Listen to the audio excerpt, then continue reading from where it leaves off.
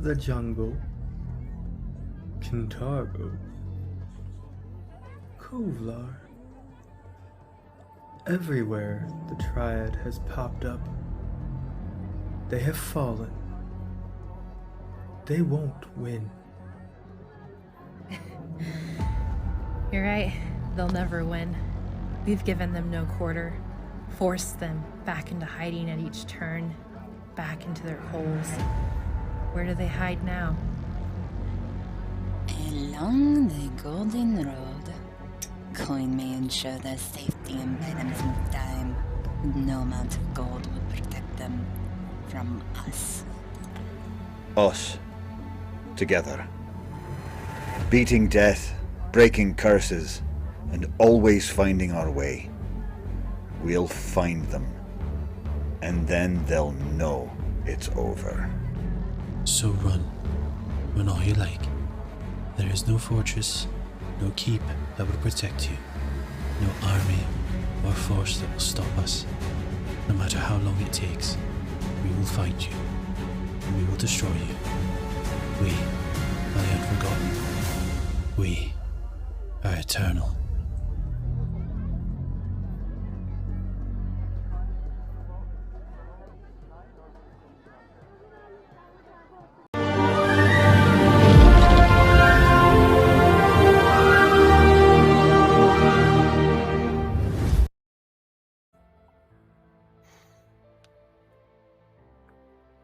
Hello, and welcome to Penny for a Tale. Tonight we're streaming a Paizo-approved episode of Age of Ashes. It's come to my attention recently that they're really rooting for us, and for that, I have a gift for my party. More on that in a second. And on our sponsors, all you need to know is that we're picking up the beginning of Book 5 of the Age of Ashes adventure path. Our heroes are in for a treat. We've just reached level 16, but we're really opening a new chapter.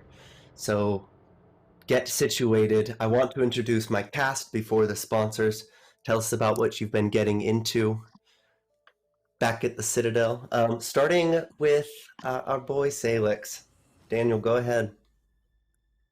Hi guys, I'm Daniel. I'm playing Salix Lavendale, the Crestfallen, and oh boy, it's been a wild ride. He's just kind of been hanging out, following Rune around, trying to focus on being a person as of now. But I can't wait to see what happens next.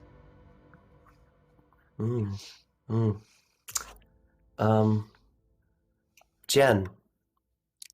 Hi, I'm Jen. I play the Vesperin / Aaron, the Sea Elf Rogue, who, for the purposes of making things less confusing later, was blessed by Pharasma, so she can't die, and also has weird inception powers with the Dreamstone now, which I'm sure it's fine and not at all weird. So yeah, she's kind of been focusing on spinning perhaps too many plates to keep everything running. And you know, if you're running, then your problems won't catch up to you, and that's great and fine. Yeah, exactly. I endorse that. Rely on no trouble from here on out. You got this far. You know what they say, level 16 to 20, there's not a problem. It's not, yeah, it's basically retirement. Those are the party levels. Those are the party levels, yeah, you know? It's for all, sure. it's all It's just hookers about and blow reflection. from here. I mean, I was going with hookers and blow, but, you know, I guess reflection's okay, as long as you're watching the reflection on the mirror where you're smarting the blow on the hooker. Like as Callistria would intend, Sam, go ahead. Hi guys, I'm Sam. This is a mature Pathfinder stream. Penny for a Tale is a mature channel, so don't worry about that. Poppy has what has Poppy been doing? It's unclear. She's been hanging out with Dor, trying to encourage him to make a little smithing for kids thing. So that's about it. Yeah, Your brother seems to for have sure. disappeared again, I'm guessing. I don't know. No, Where's Rune? just Waldorf. I didn't say that. Did I say that? I don't know. Wait, Speaking what? of Rune, Mr. Smith. Mr. Smith. Hello, I am Mr. Smith. I'm playing Rune Ravenswood, who's been spending some time in the dreamscape, learning quite a bit about our poor angel over here. So yes, I'll be playing Rune the Caretaker for a period of time until we can get this squared away. Excellent. And then of course, as you know, the show. Yeah. What do you got? Don't forget to mention the new follower thing that we have going on. Any new followers to the stream, if you go ahead and hit us with a follow, if we hit a certain goal before the end of the episode, we get, as the Party of the Unforgotten, get special perks that Ian will dole out later. So you could definitely help us out with throwing a follow that now has in-game mechanics to help us. Heck yeah. More specifically, a follow will build the Unforgotten. The Citadel is the headquarters. That's where people will gather for whatever reason. Should you subscribe or resubscribe, this follower can then be given a name pending approval, some information, some characteristics, a little appearance, and then resubscribing would build upon that. They would gain level potentially, or they would gain even more backstory, and then with loyalty you can see this follower become an NPC. So we're gonna see how it goes, but for sure, to follow is free. It costs the durability damage of your mouse by about 1 click. I think it's totally doable. But for sponsors tonight, the show is sponsored by Smiteworks. They're the creators of Fantasy Grounds Unity. If you've seen the show before, you know that we've been using it just about the whole time. I happen to think it's absolutely lovely. If you're looking to try a virtual tabletop, couldn't recommend it enough. Go to fantasygrounds.com.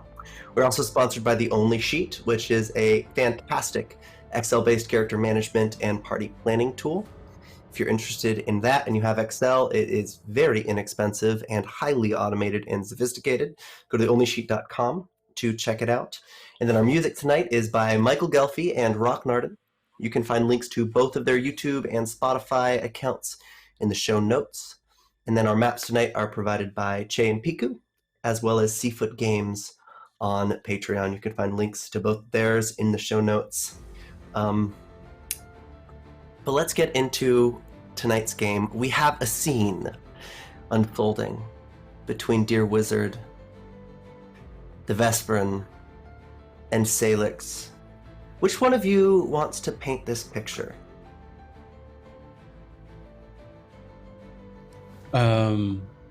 So where are we picking this up from? Right, that's the important part. That's really the important part.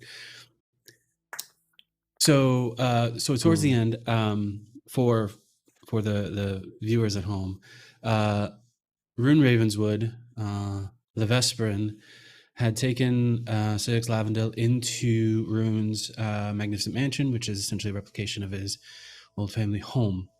There they went into a room that Rune had designed for this specific purpose, with 3 beds in a triangular formation and a pedestal by which the Dreamstone could be placed.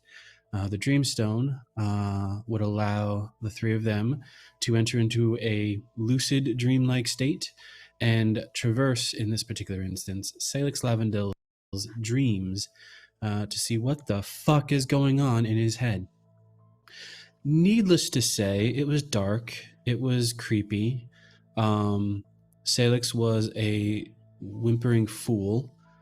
However, we did discover that there is an entity in there that simply goes by the term this one. This entity seems to be haunting Salix's dreams, both waking and sleeping. And in his sleep or in his dream state, creates a labyrinth by which Salix must find this one or lose a memory. And this could be a memory of anything, of someone or something he loves, some event that he cares about, or even, as we learned, the ability to forget how to breathe. So, Rune taught, it's a very loose term, but quickly taught Salix dream state how to use the blink effect to duplicate himself over and over. The duplicate running through the labyrinth while the rest of us tried to figure out what the hell was going on. This one was finally found and made an appearance. This one appeared on a throne of Salix bodies and alluded to the fact that Salix had tied himself or met with a follower, a servant of Nethys by the name of Takaril, which is a skeletal lich. We saw a memory specifically of a four-armed blue creature who I'm supposed to remember, but I don't, honestly. Salix apparently had dealings with Takaril and this creature, and that Salix apparently was given, told, or forced to know a secret. A great secret that no one can know just yet. It is important to mention that he trusted Takaril specifically because Takaril reminded him of Rune.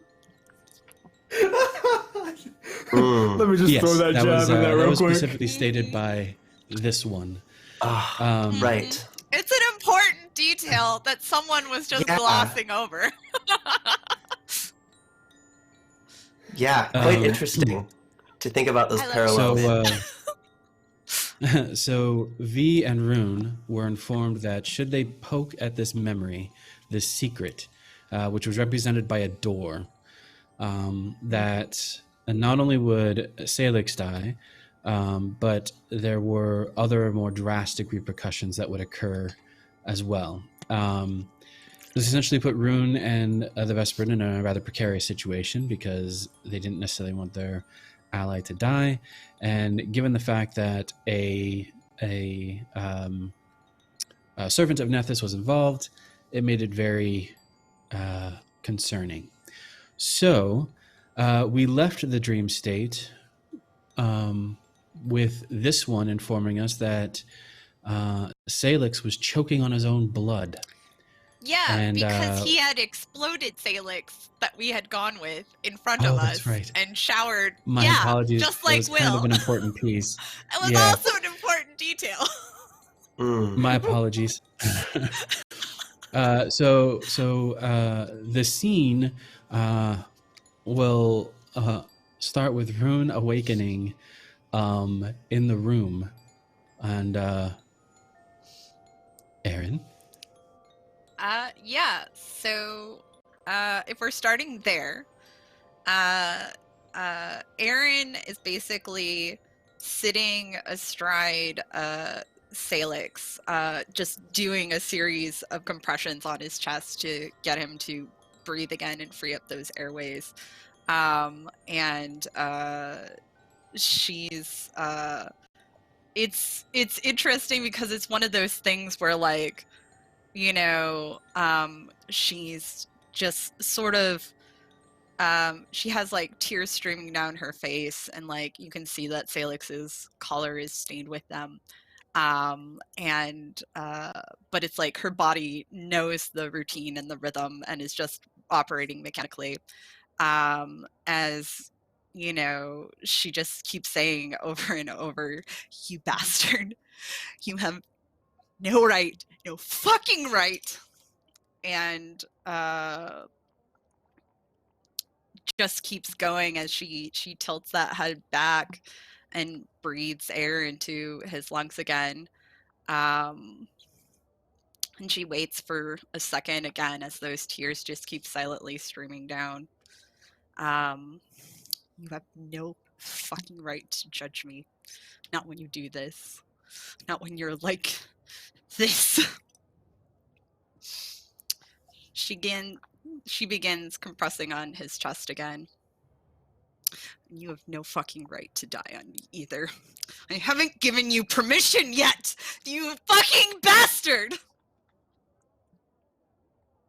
It's at this point, Rune wakes up, watching Aaron desperately trying to save their friend. He will simply close his eyes and allow a wave of divine energy to fill the room, healing any of the physical damage. As soon as the spell subsides, he rushes to both Salix and Aaron, just sort of pushing against Aaron to have her pause for a moment while he looks over his friend, checking all the fleshy bits to make sure that he's breathing and somewhat alive, and they just watch. What Aaron can tell, though, is Rune is just vibrating with anxiety and just a rush of other emotions at the time. She basically, when this happens, just reaches out to like take him by the hand. Just kind of that tight grip of like shared strength, I guess.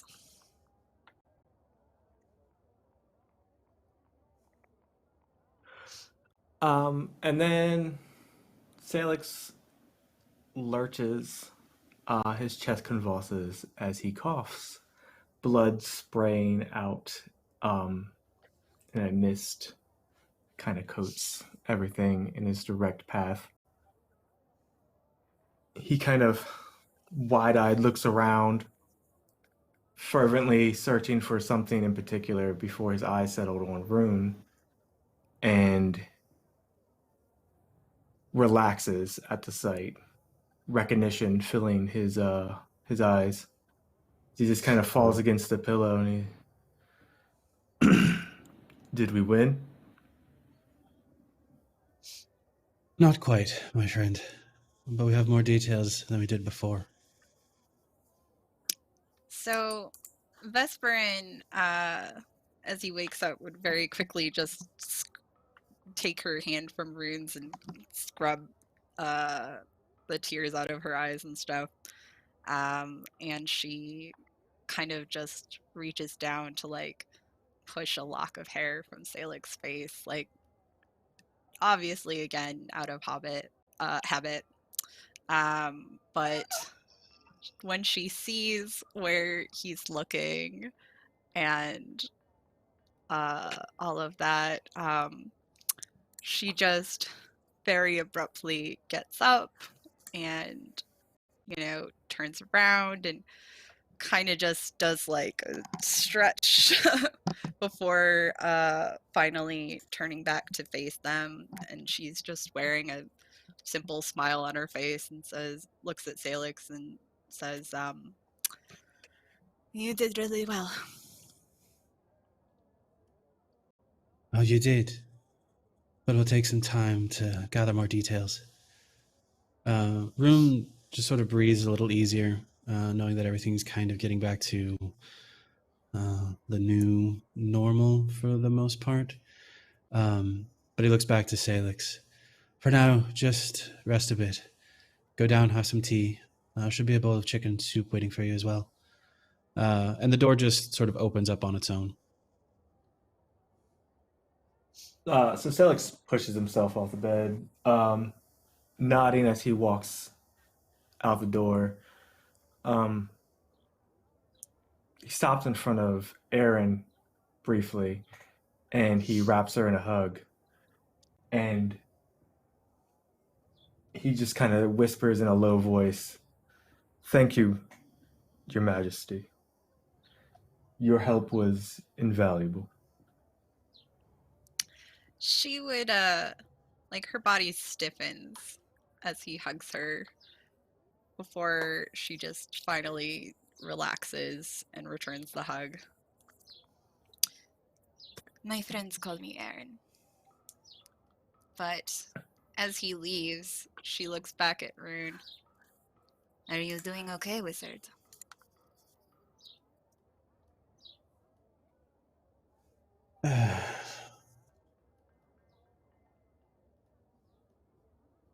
Rune stands a bit.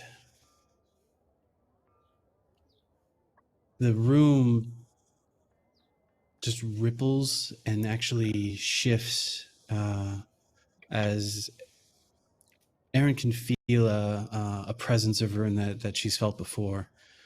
But he takes a deep breath. He calms a bit. Damn that fucking angel.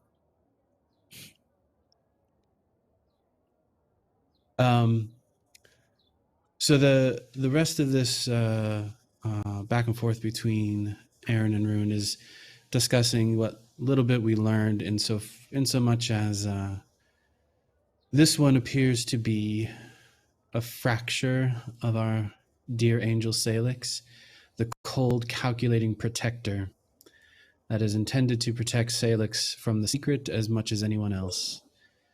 And typically what we are left with is the rest of Salix, the kind and meek and confused version.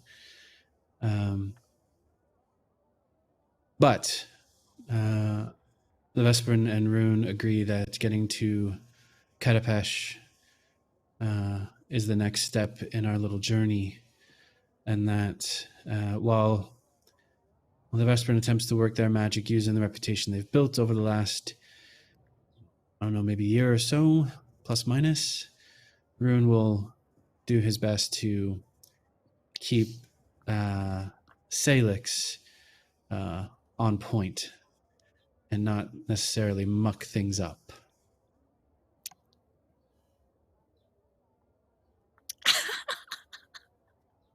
Don't give us that look, Daniel. Oh, don't even. The Don't even. audacity. You blinked into a toilet. Yeah. To think that I would muck things up. I just You mucked consider up it my wedding. I consider it mucked up my wedding. livening up a boring event is what I consider that. Okay. Wow. Okay. So Whoa, man. Initiative roll kind of statement.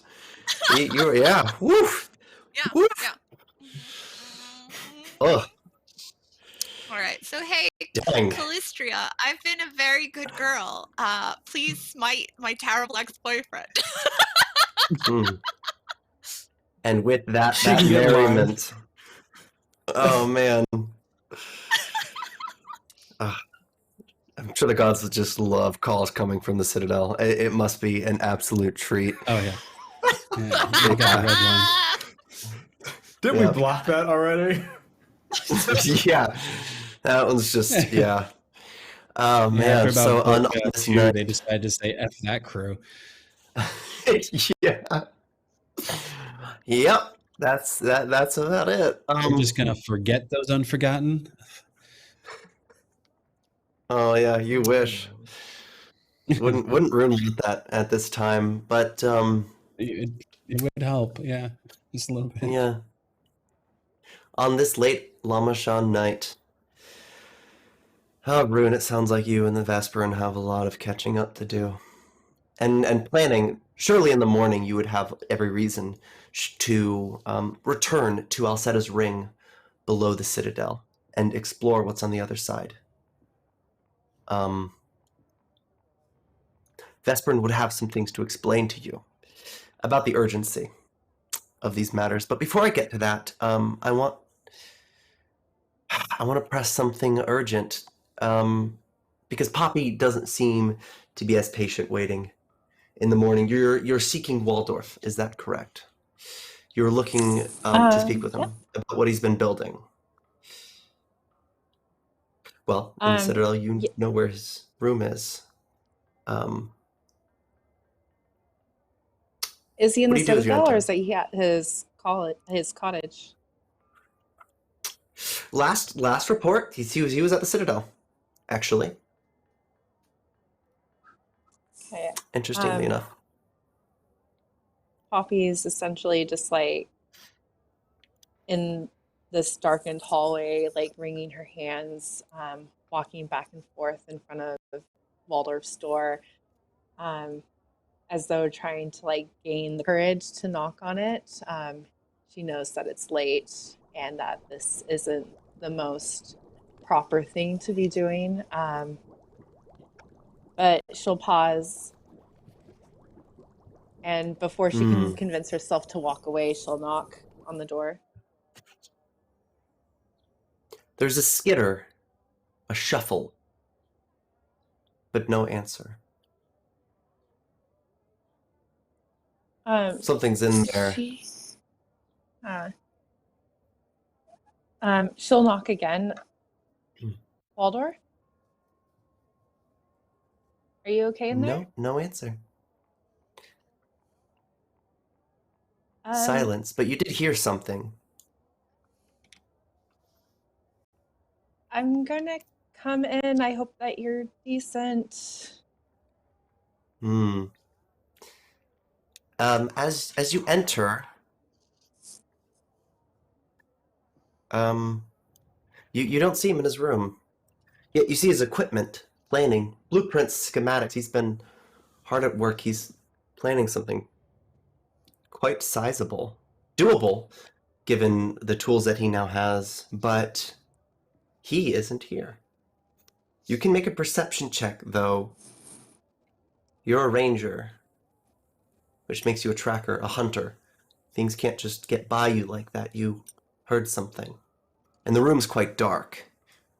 It's not properly lit. An oil lamp did go out. What was that a total for your perception check? A 25. Real 25. Oh. No. Yeah, 3 so does that. So what you do notice is that all of his stuff is still here. He has a candle about to burn out. For all intents and purposes, it's like he was here. But he's gone. She will walk further into the room, clearly confused because she knows that she heard something. Her eyes briefly glancing over the schematics, and like, is the fireplace still warm? Is there any like food that's been left out? Drinks that might still be warm? You do notice something along the floor, actually. Ash from embers scattered about, creating pattern of lines along the hewn stone floor. You could make a survival check if you would like. It's faint. It's not enough ash to really portray anything here. Okay, that's better. 45.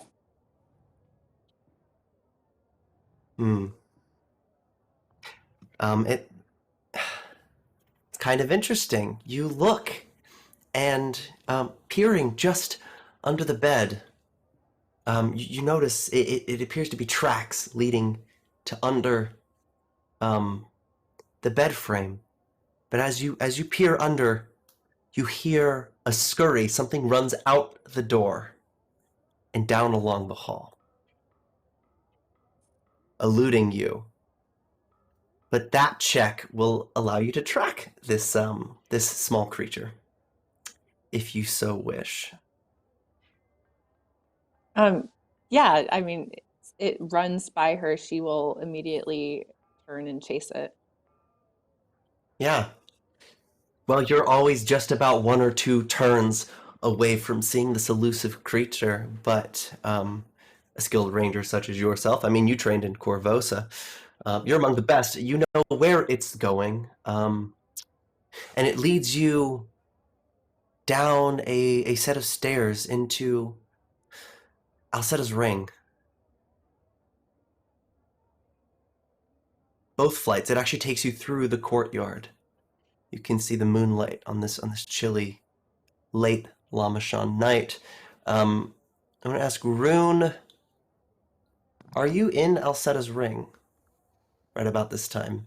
Yeah, it's if it's after the previous scene, yeah, very likely he's actually got a bunch of gear down here that he's just sort of prepping for the trip. Right. What do you do, three of you, as Poppy jumps in, scrambling down the stairs to look for something? You heard something, but it was away from your office here in Alcetta's ring. But your sister has arrived in pursuit of it. Poppy? Everything all right?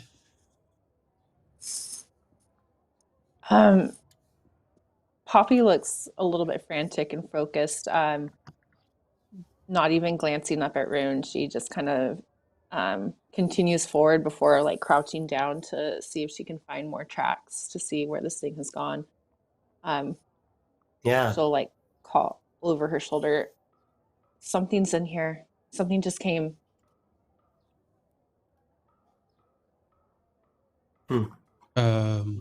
Rune will allow his eyes to just sort of focus on any magic that might be in the area, aside from the gates, of course. Right. I would like to do a perception check. Salix laughs and he's Sure. like, "Yes, you just came. You are the thing that is in here now." What do I I've elf I solved see? it. Yeah, sure enough, there's something hiding in a little crack in the wall. When this tunnel was carved out, the walls were built, so sometimes there are little gaps that haven't filled in.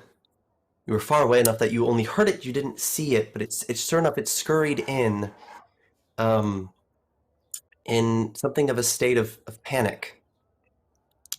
Vesperin will like look at Poppy before like looking towards the crack.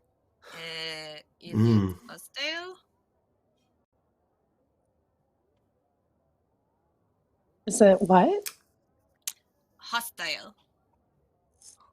I don't think so, but it headed straight here.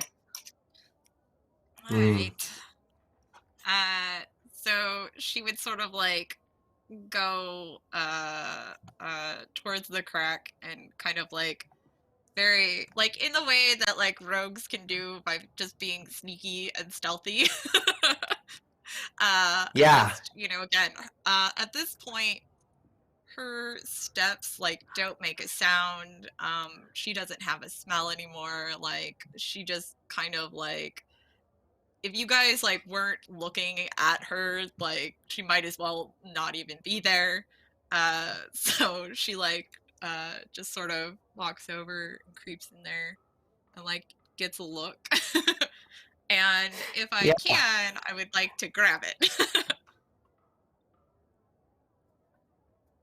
With a grab, its first reaction would be to try to move forward. There's no place to move, so the second reaction is to move backwards, turning to you in a state of panic. You see something quite recognizable on Waldorf sky steel, burly, with that gingerly fur. That's in the shape now of what appears to be a badger, Vesperin, staring at you, a chisel in his mouth, wide-eyed as a badger is, but otherwise quite confused at the entire situation.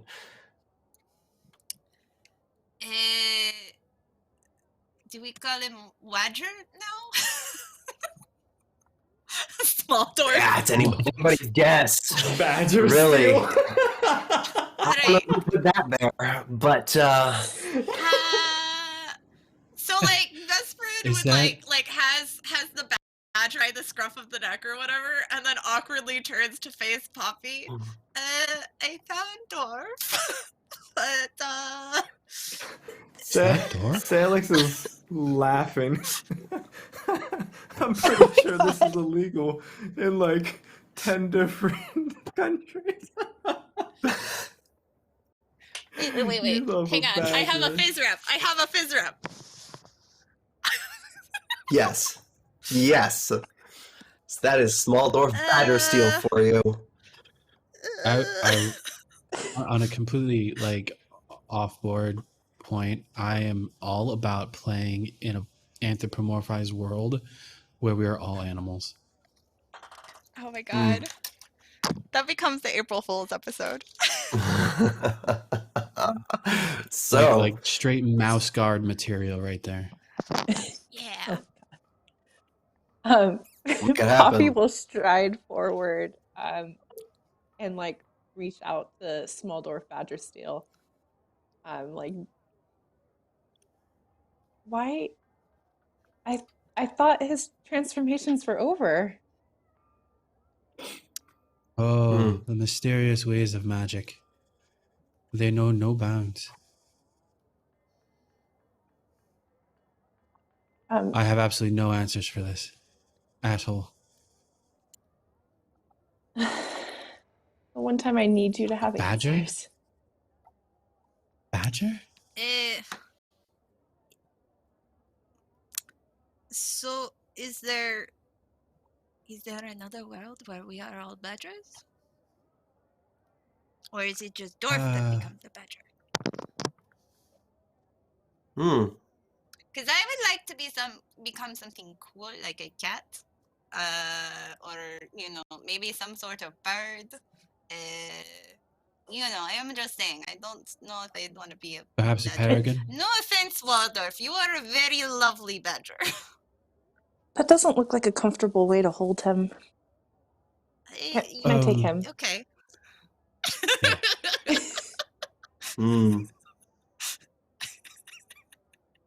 I mean, just holding him Does by the Poppy, do you scruff mind, of his draw neck. her bow? I mean, Do you mind, imagine, Floppy, if you were perhaps to, hold him tightly to your, teeth right here. I imagine he would feel very comforted by this gesture. This conversation got awkward very quickly. I mean, Poppy, do you think that would help? Oh, yes, Well, definitely. very awkward. Best friend hands Poppy the badger. Poppy is very And it's innocent and trusts best friend. Yeah. Salix Does is the badger seem dying. happier? Salix will I- turn over and look to Rune. Is like, why don't you hold me like that? You're not that Best lucky. friend would whisper in the badger's ear, remember you owe me for this. Oh.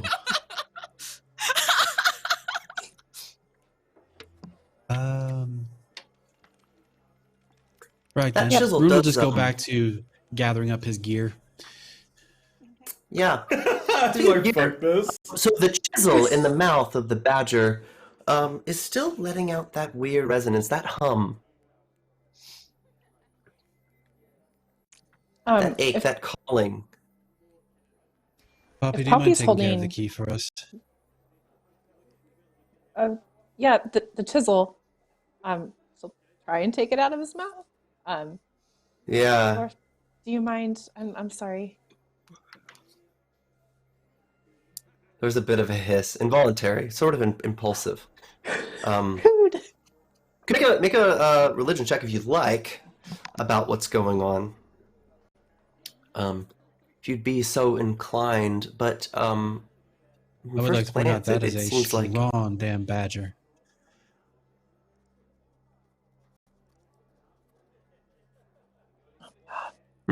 Poppy. Leave it to a Ravenswood. Yeah, I mean, it's pretty hard.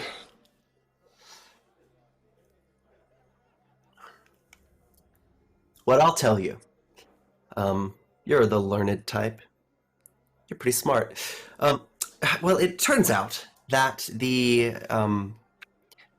sacred animal of the god Torag is, and this is true. This is fully true. It's a badger. So, Of course it is. Poppy can draw whatever conclusions Poppy would like to draw from that, but it seems Waldorf, in his shifting tendencies, it might be connected to this strange form of his. There isn't any sign, however, that Waldorf is acting as an awakened animal would.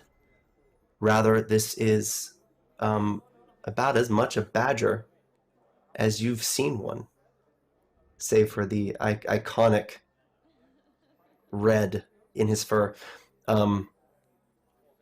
Nevertheless, the chisel is exactly as you remember it from when he used it, and it still sings. It calls towards the gate, which isn't far from you. Why About don't you 10 do feet us a away. favor, Poppy, and take care of that key?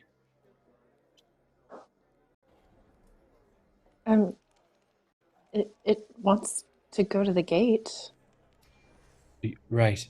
You'll need to unlock the gate for us. But more importantly, after we get to the Are other we side. going now? Well, soon, yeah. You know, we have some time to gather up our things, prepare a bit. But Dwarf is a badger. And he's been Are we just gonna an orc. take him with us elf. like this?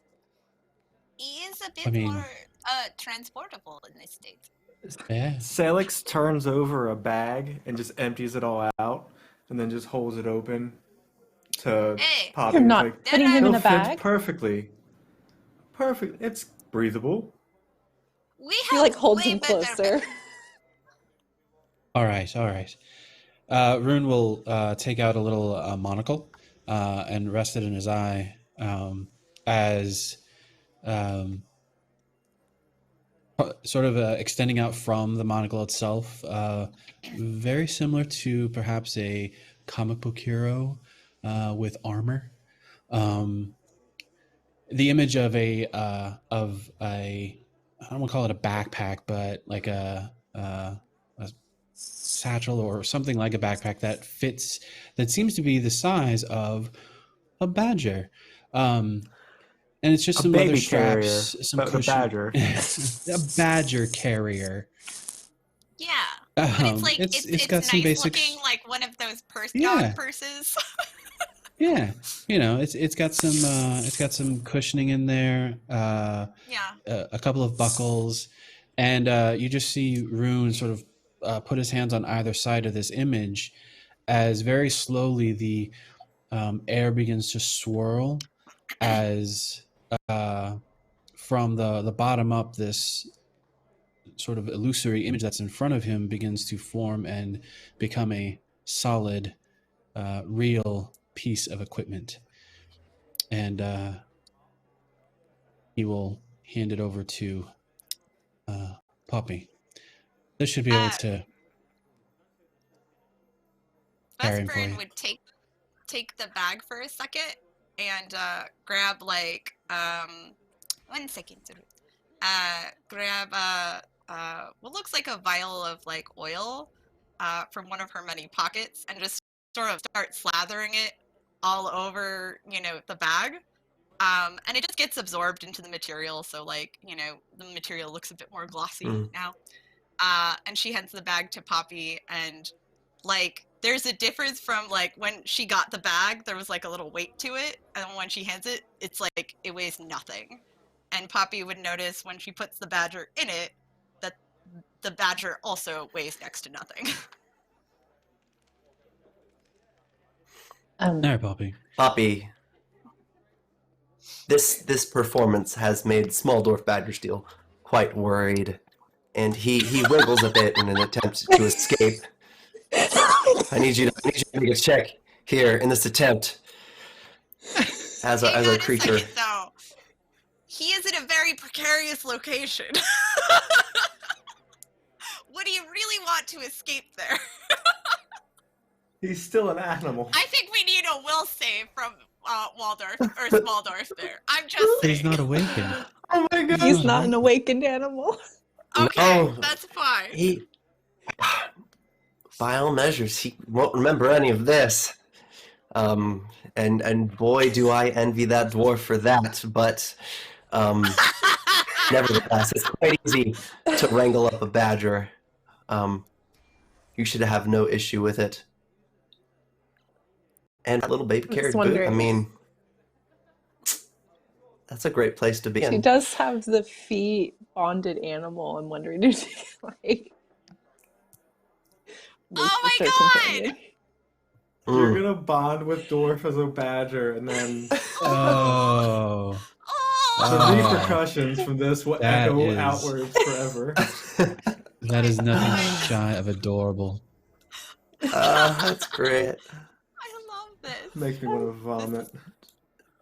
And lo and behold, Smaldorf Badgersteel is the bonded animal of Poppy Ravenswood. So cute. Let me roll some You nature. couldn't ask for a better story. You really couldn't. All right. Well, it takes 7 days, so. Okay. Yeah. That's fine. 7 is fine. We'll make it work. Yeah. Easy well, peasy. yeah. That's in the medium So term. we have I a wanna ask- badger. We have do a badger. indeed. We have a new mascot. We've got Yep. a carrying case for the badger. We have the chisel. Are there any other preparations people would like to make? Salix is making a carrying case for himself. Of course he is. That makes complete sense. Vesperin is stuffing more concoctions of mysterious origins into her pockets. Well, Ern Yeah, has made a few Poppy extra thought she had concoctions of his own. enough. Go ahead. I'm sorry. Sam. Poppy's gathering rations because she thought she had enough for herself, but now she has to feed a badger. So Oh, Badger. Rune will let her know that he can help if any issues arise. you're busy enough as it is. It's just a little magic. It's fine. So Rune is going to look at Salix. All right, my friend. I know we've talked about this periodically, and you've been very obstinate about it. I need to use telepathic bond. No. Yes. No. No. No. No. No. No. No. No. No. No. So, No. No. No. I'll tell you. No. No. No. No. I'm going to No, try no, and no. tell you again. No. He'll get real Maybe close you'll to Rune's quiet down face. enough for me to actually explain it to you. No one can get actually close get to Rune's face. into. And he'll your head. press a finger against Rune's lips and just like, shh. No. But no one can get into your head. No, no. No, no, no, no. No. And no one's going to hear what's no. going on inside your head either. Unless you share it. It's not how it works.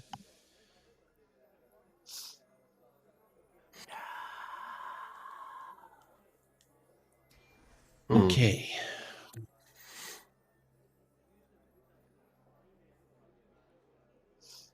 All right, how about a compromise then?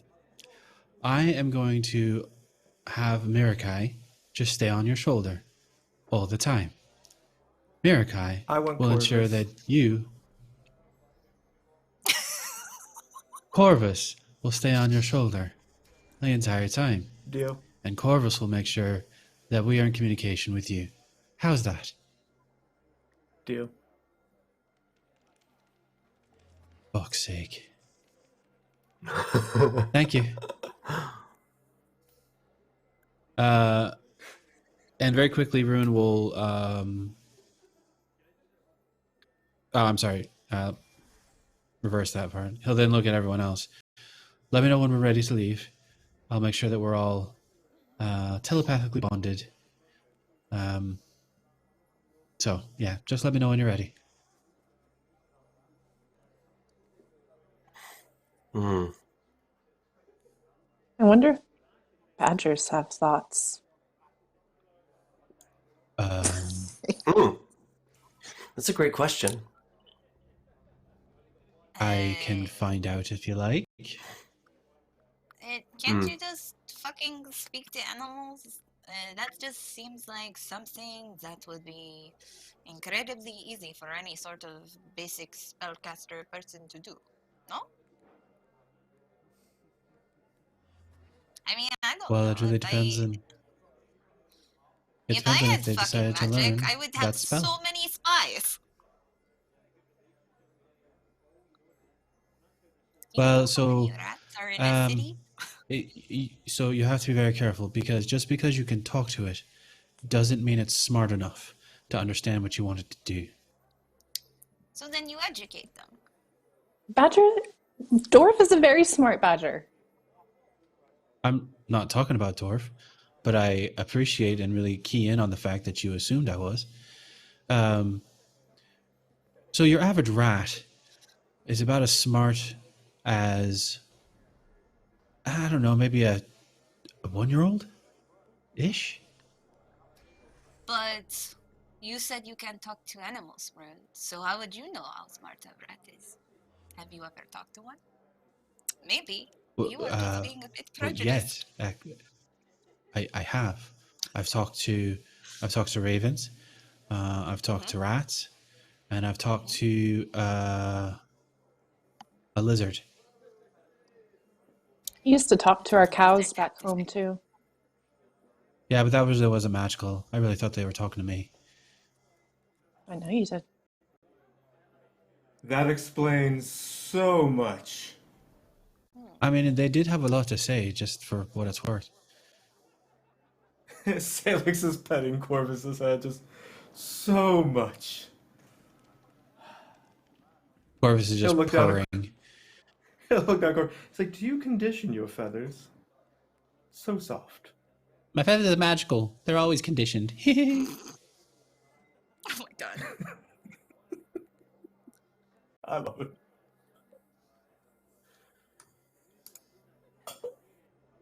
All right, then. Shall we just get? Does everyone have what they need? Should we just go? There's a very large city full of very bad people waiting for us on the other side, and I want to make sure everyone's prepared for the worst possible scenario, which is in fact murder. Hey, there I would disagree with you, Wizard. There are far worse things than murder. Murder is over quick. Well, so the ending of my life, or the life of my sister, or the life of our dear friend Salix here, is really top on my list of bad scenarios. You, I'm not, for obvious reasons, as concerned about. But you I know. see how it Oh, is. there's also our badger. I'd prefer the badger not to be left alone, wandering the streets of Katapesh, having no idea what happened to its dead friends. I wonder if it's going to In start all turning into likelihood, other animals. the badger would likely eat us if we died in front of it. Oh, Just that's good. At least he'd survive for a bit.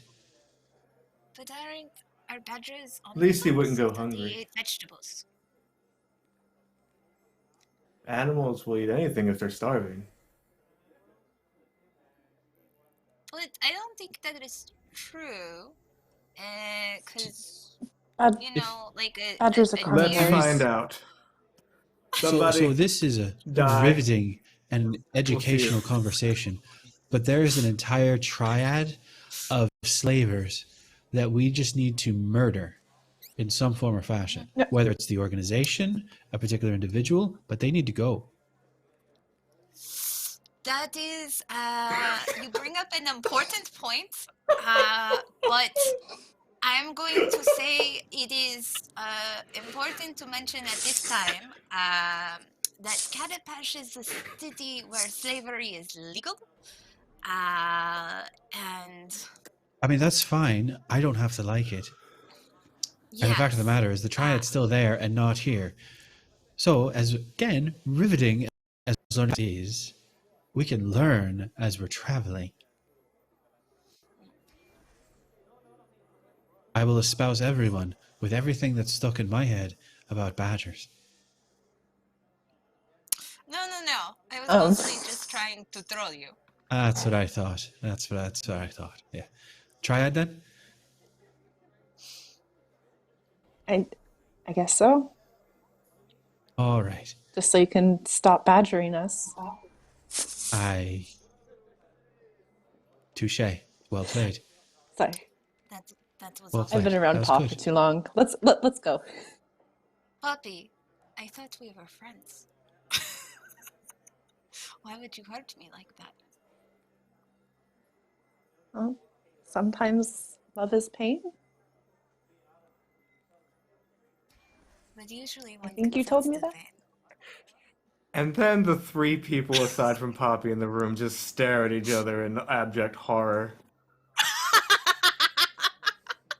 I don't know what's going on anymore. It's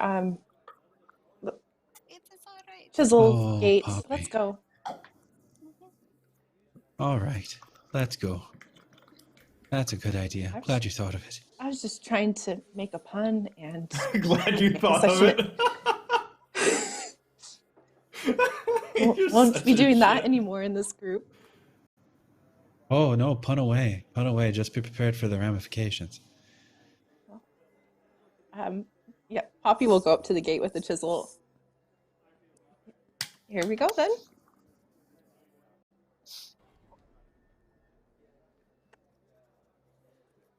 You are muted, Oh, Ian. you're muted. And through the gate we go.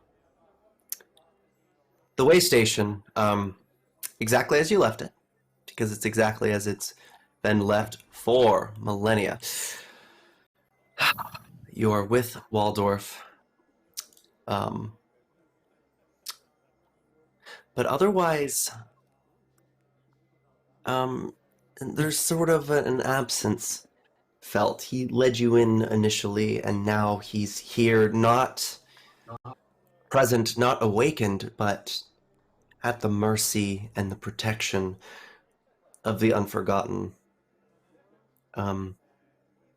Nevertheless, they're good friends to have, Wahaha. and as you come upon the way station, quite clearly you can see the 100 or so feet stretch, as is typical for way stations you've experienced so far. You can see the gate on the other side, peering through it, something of maybe a sandstorm.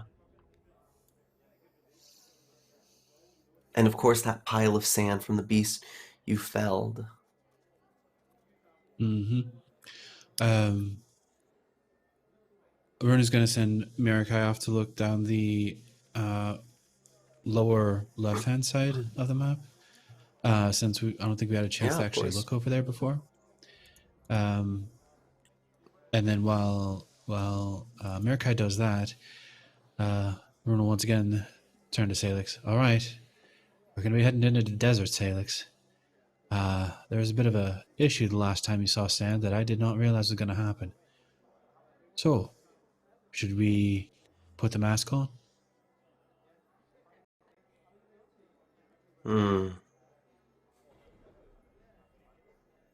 Or do you think you can manage?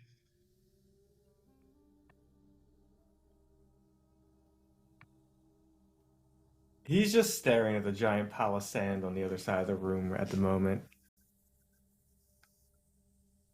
Arun will specifically get in front of his field of view.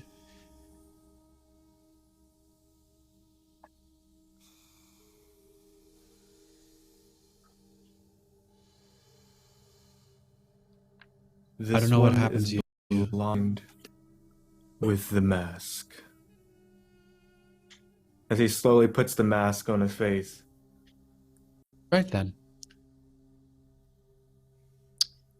Hello again, this one.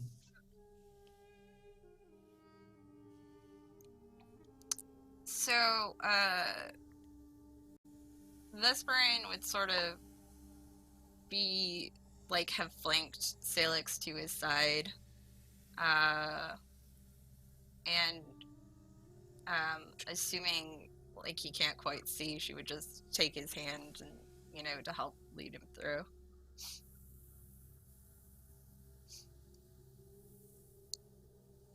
You will. Rune will peer through Mirka's eyes while that goes on. Sorry, go ahead, Dan. He'll just sure-footedly step behind Aaron, staying quiet. Are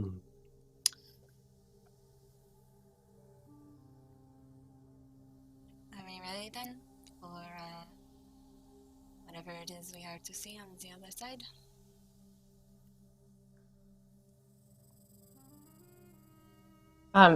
Poppy will give a brief, confused glance towards Salix. I don't think she really knows anything about this one or what's been happening.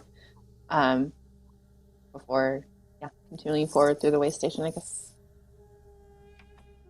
It doesn't seem like any of the creatures have come back.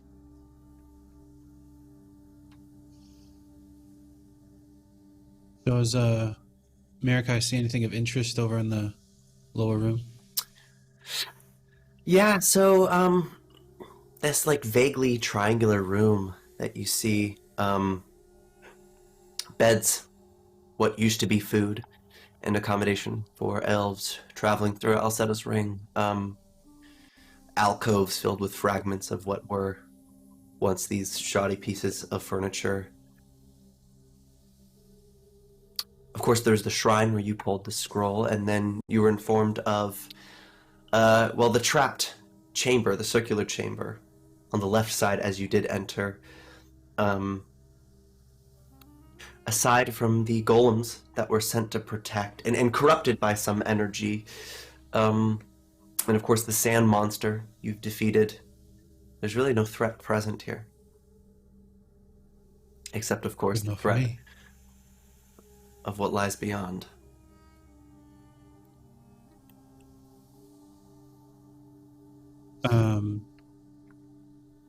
Once Rune sort of gets back to his own senses, and Mirakai lands on his shoulder. Alright, Poppy. Salix, as I'm sure you figured out, is not doing well. Not really his usual self. Suffice to say, something happened while he was on Akanefti, the realm of Nethys, and right now he is split between two. There is the Salix you've been seeing wander about, and then there is this one. Bit of a protector, but not quite as friendly.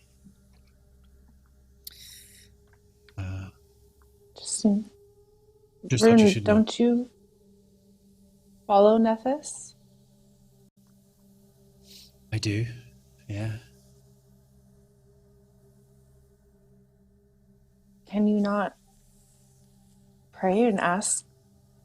I mean, I don't understand why your friend would be cursed like this. Oh, Are they whispering this conversation, or are they actually saying it out loud to where everybody can hear? Telepathic bond. Good question. We'll use telepathic bond in this instance. Yeah. Can Vesperin hear it? Yeah, he wouldn't keep it from Vesper. Okay. Yeah.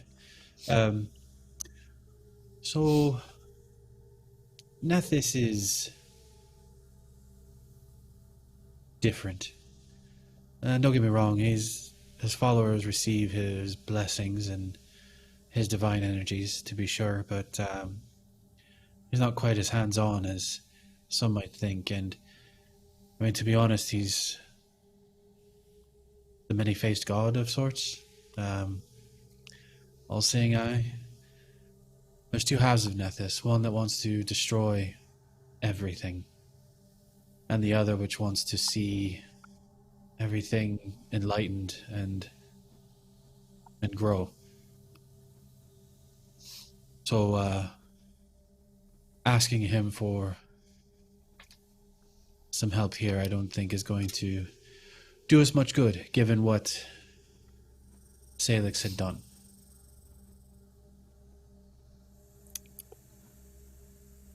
You mean, But we can get into that if you want to know more later. yeah, later. All right. And this will be out loud. Aaron, I suppose from here on out, I'm just going to reference you as the Vesperin. Seem fair? Yes. I would highly recommend we all do the same. That may be the name that I am known by. You will hear a great deal of things about me. I imagine not all of them the most savory, but just go with it. Fine. You will also hear a great deal of things about me. All of them are probably true. You are known in Katapesh, this one? Oh, I don't know where we're going. I just wanted to join the conversation. Everybody was exchanging fervid looks for a minute, and I felt left out. All right. Welcome back. Salix has taken off his mask, by the way. Yeah, I gathered. Salix, are you ready for the desert? You see a badger glaring at you, dear Salix. Trying to sniff you out. Or maybe just Salix searching glares for a back at rodent, that you can't badger. tell.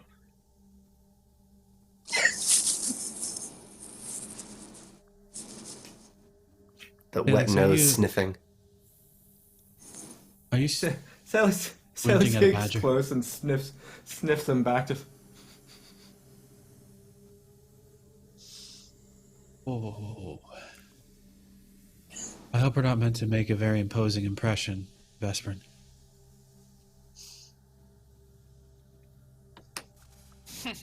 that Poppy he does can't help this but pet. The thing you do to dogs, like when you blow in their face to get them to jump back.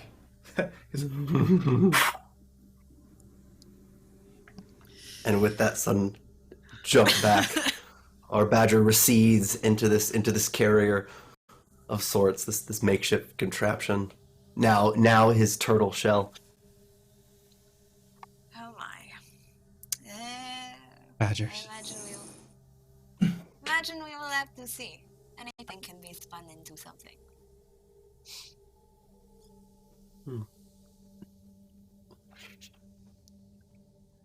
Well, Poppy, you have the key, don't you? Yep. After making sure that small door, Badger still is okay, safely into his pouch. Yeah, she will approach the other end of the gate, the way station, ready to get out of this weird, awkward place. Yeah. Door opens, a storm. Sand, it's vicious once that gate's open. I mean, right away, the ancient old sand that had been resting here dormant, fueling this magical creature, is now being battered with a fresh set of sand. Party, do you step through the gate? Rune lifts up some cloth to cover his nose and mouth and pulls up his hood a bit, gives his face some protection. But yeah, I mean, he walks through. Yeah, same thing. Vesperin pulls up her rogue mask thing. Excellent. Well, immediately, the first thing you'll get from this is a highly uncomfortable exposure to the elements that is this dust storm. You can't see far at all. What you do see is this side of Dustgate, weathered heavily, but standing. It's partially buried by sand as well as erosion, and you don't really have any idea where you are. In addition, it is quite dark tonight. Propped against an obelisk just across the road, you notice, yes, indeed, there's a road. A paved road just in front of you. As you exit this gate, you can make out the faint shape of an obelisk. It looks to be someone sitting right on the base of it. What do you do?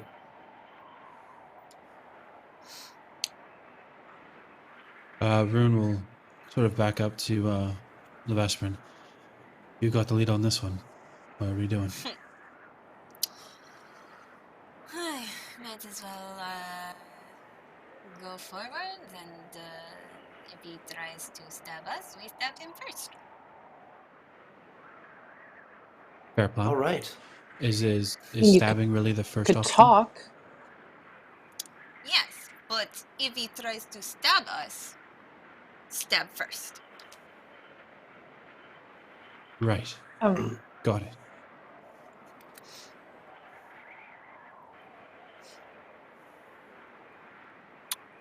All right.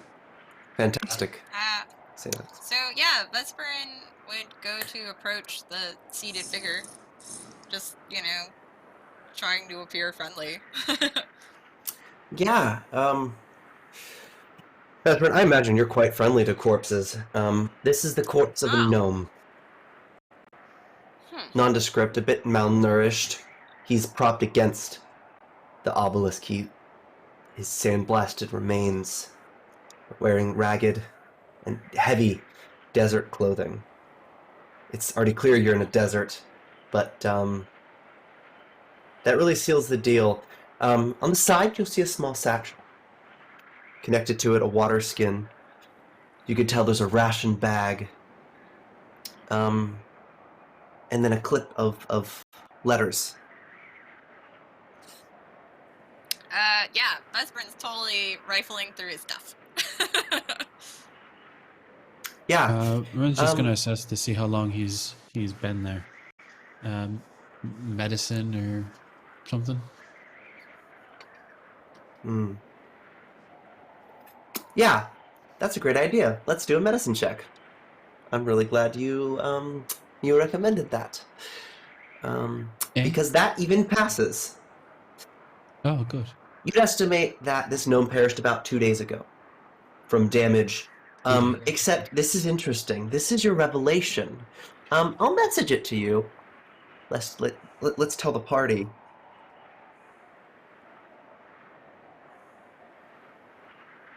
Esperin, though, when you finger through these letters, they're issued to Katapesh. It's a plea for help from a souk master, Satla Kavarn. Addressed to the Packmasters, they run the city of Katapesh. They're asking for help. Something about haunting whales. About what? About dust storms. This you're experiencing. It appears Rune's had a revelation before you have really a chance to pour through these. Go ahead, dear wizard. So, Rune is looking at the body's in a sitting position. Yeah, sort of. It's sitting by coincidence, not propped in any way. Okay. All right.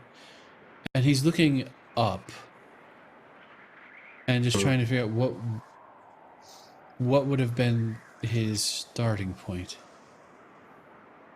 But yeah, Rune is sort of kneeling and looking at the body and just looking up from the body towards, I'm guessing the obelisk maybe, or in the air. But he looks really, really confused. Yeah. He fell to his death.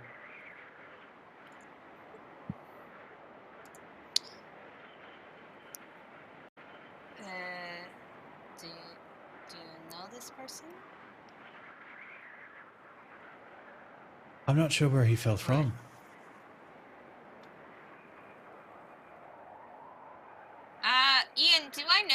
there's like airships or anything in this area? Airships. There would be some mechanical airships in Nex, but Katapesh isn't known for it. You don't remember why. It could be stigma and it could be law, but no, there wouldn't be airships in this area if this is Katapesh. But you know desert when you see one, and it does look like the desert of Katapesh. As far as I know, there are no airships in Katapesh unless Yeah. he was trying to. Maybe he was trying to force through anyway and encounter this storm. Maybe that is why there is no airships in Katapesh. But Salix squats she- down and like pokes the body. He's like, an efficient way to kill people is to take them really high into the air and just drop them. like Vesperin looks at Salix at that and says, "No, it's not. Stabbing them while you're right here. For this effort." Can we not Poisoning just them leave this man in food, peace? Even lizard. Well, it's. Ruben looks at Poppy.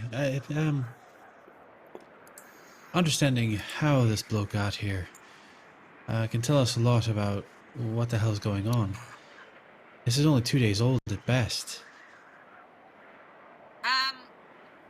So the letters say something about there are 2 Katapesh, and there's something about the dust storms, right, Ian? Yeah, that's correct. Okay.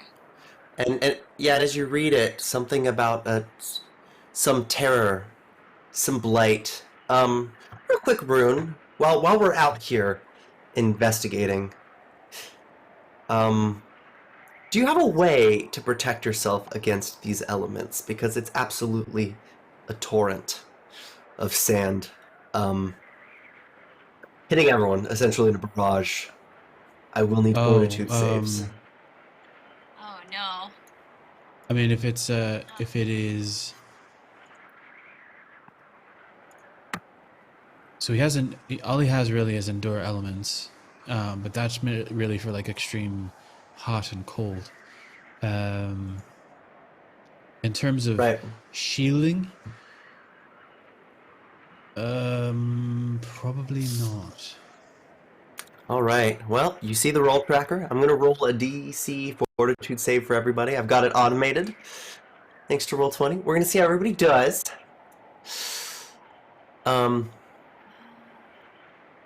Poppy, nailed it. Hey! Random Badger, got it too. Rune, you've got it. Salix, Nice. you've got it. And we've endured the Sandstorm, which is fine, except that you'll find this is quite frequent if you don't find a way to avoid this. We'll keep making these checks. The best answer is to seek shelter. There is a road here, and it looks like this gnome that has perished was a courier of sorts. Vesperin insight as you've been pouring through these letters. Something about these dust storms, and specifically haunting whales, plaguing the town of Fenderplain. Do you know, I know where Fenderplain is in comparison to Katapesh? That will be a knowledge check. Okay. I don't remember what knowledge check accounts for I have geographical Underworld. information. Is there a black market in this city? Well, we'll make a check and you'll find out if there is. Okay, cool. Hey, how's a 40 for you? It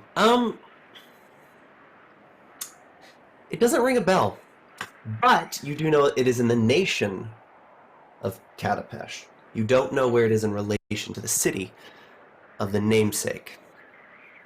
Okay. Do I so like can I assume that I'm pretty sure that they probably don't have much of a crime presence then? Yeah, if it was anything, yeah. In other words, you Okay. know the result of your check there. Okay. Yep. Cool. So yeah, Is there she will. Go ahead. I was just going to ask if Rune would know where this town is. Knowing where this town is, what skill check would you like to make there?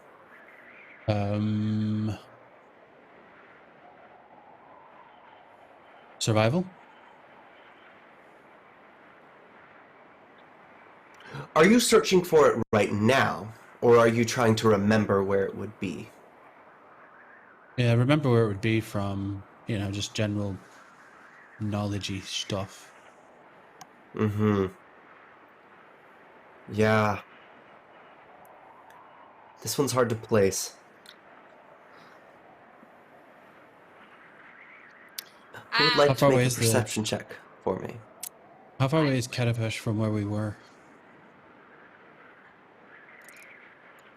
Oh, from Isgar, from Breach Hill, a few thousand miles. Vesperin, you do see the outline of a small town in the distance north on that road. Though north on the map, you don't know north directionally here, but you can see the outline of mismatch structures in the desert. So she like looks at the group and says, "Okay, so it looks like this one was looking for help from Katapesh, for something called hunting whales, but I see a town over there. Let's we should get out of this storm and try to regroup there. At least we can have some shelter." Sounds good. Can Poppy real quick, just like run her hand over the obelisk. Is there like any imprinted words or writing or anything that would say like the direction or what the town's name is that is north that or up the road that we're heading on? Usually these things are out by a road for a reason. What are you searching for? She's just filling the obelisk to see if there's like any sort of writing on it. Thinking Yeah, that it's some sort of again, marker on the road. Yeah, it looks like it's crumbled away a bit, but it is a road marker, and it does read. Strangely enough, it reads in Gnomish. That'll be a tough one. Does anybody speak She 20 knows languages, perchance? Yeah, She knows I have Gnomish! tongues. Poppy knows Gnomish. Well, then you'll know the direction, yeah. Fender Plane. It's just up ahead, where the Vesperins pointed out. It seems Poppy to be sounds that really proud when she says this. How great is that? Well done, Poppy. Let's go. The sand is hurting my eyes. I'm going to make another round of fortitude saves to account for that traversal. Somebody failed. Oh, Poppy. A lot of us failed. And the Badger. Oh, phew. But the Poppy and the badger's in the Badger. bag. Oh Okay, the Badger will be okay. The Badger will be okay, but you're taking the fall Just like there. close the bag. She You've shields got- him to take the extra damage. That's how she feels the save. You take a great measure to protect this weak Badger. You're debilitated by the overwhelming sand. You'll be taking a -2 penalty to all checks until you find a way out of this terrible weather, or some way to get the sand off of you. Salix, how are you holding up as you walk? I imagine you're walking up to the town now. So As Salix sees Poppy fall, um, he wraps a rope around his waist and then around her waist and keeps pushing forward. Just so if there's no getting separated at that point. Mm-hmm. It's something that him and Tridal used to do when they had to brave through dust storms. But other than that, he's relatively quiet and just pulling her forward towards the town that Vesperin had pointed out. Yeah, Poppy's like trying to get the sand out of her eyes with like the palm of her hands. Thanks, Salix. You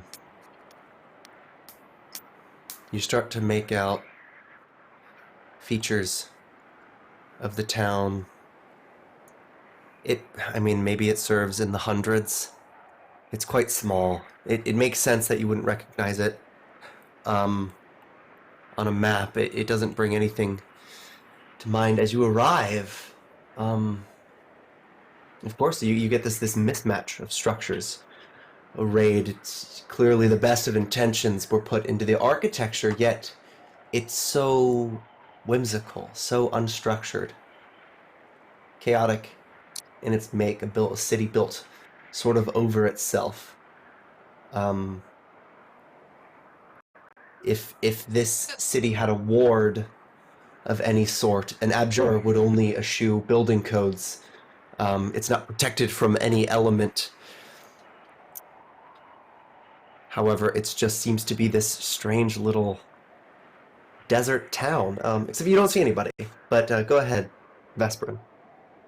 So Erin kind of like looks at the town as they're approaching, and she looks just kind of like idly says out loud, but like partially to Rune. When I own this town, I think I will make my dispa over there.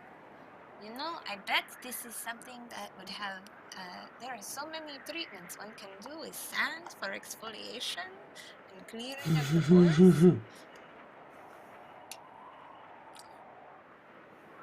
Really? What's the first building they come upon? Well, a small shack. It's actually built from sandstone. It looks like a stables. Salix will push Poppy inside to give Oh, her a break really? from the sandstorm. You scoff, but my dispas are very popular. The Poppy has been to the one that we made out of Crestwatch, those mineral baths, right? I'm sure they're lovely. Oh, Crestwatch. I'd like to get out of the sand now. I'm tasting it. Salix, you push Poppy into Finderplane's stables. How do you react? Poppy? Poppy? Yeah. I feel like she just sort of stumbles inside, trying to blink the sand out of her eyes, despite herself trying to rub the sand, but that just is kind of like making it worse. So Salix grabs the sides of her face and he's like, hold still. And then he does the same thing to her face that he did to Smardor's face and just blows the sand away from her eyes. I think you got spit on my face.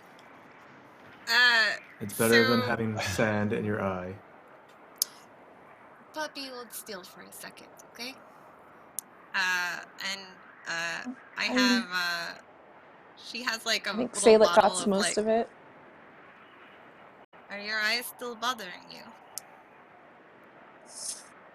I think they're just going to be bothering me the entire time we're here, but she'll look around because.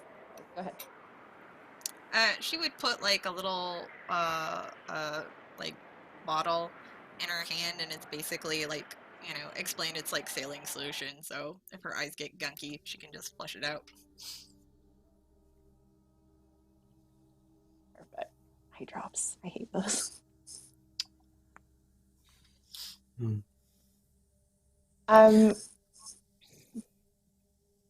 Yeah, what's in now that her eyes are cleared?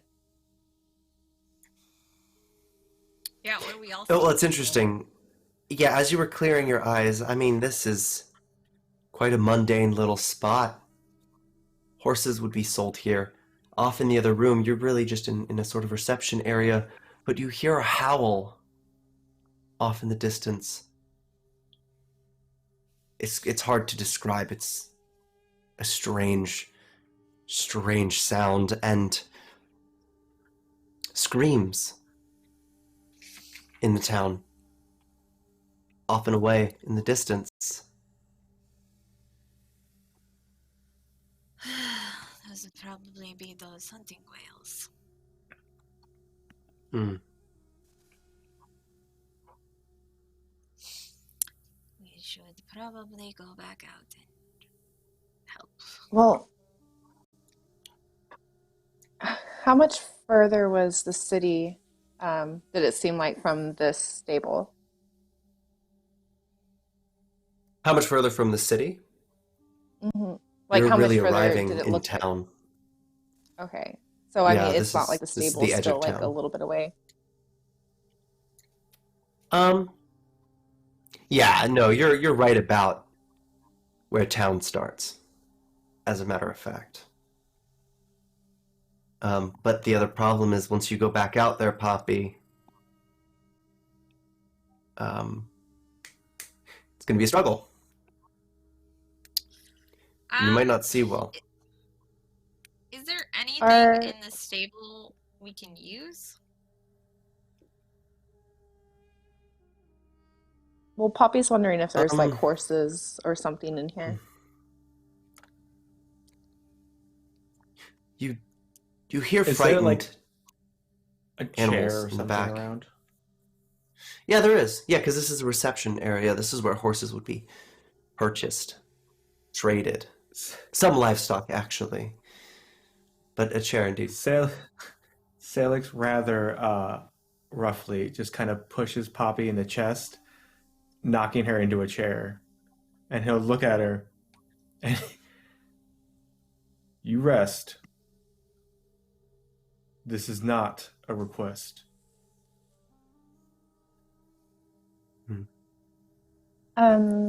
It sounds like a request, and my answer is no, and she's going to try and stand up.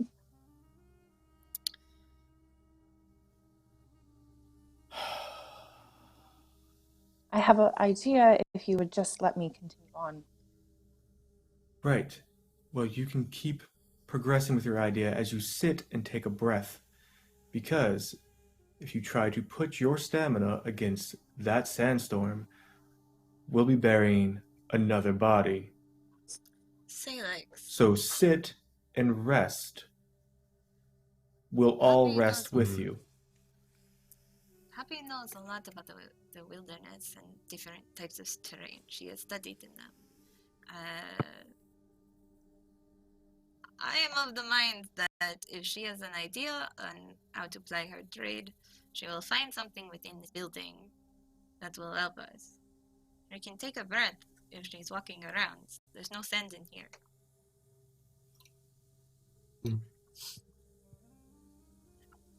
Like, Salix,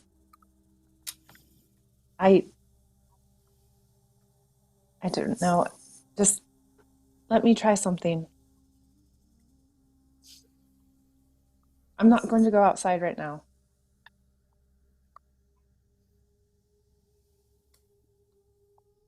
He just waves her off. Tootie.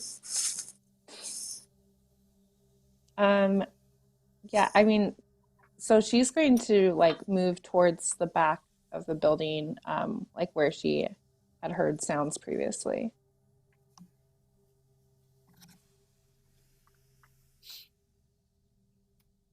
and Nearly is half a hoping dozen yeah. frightened horses stirring about. They're quite rare here. You imagine maybe it's from a shipment or something. You don't bring horses to a desert under normal circumstances.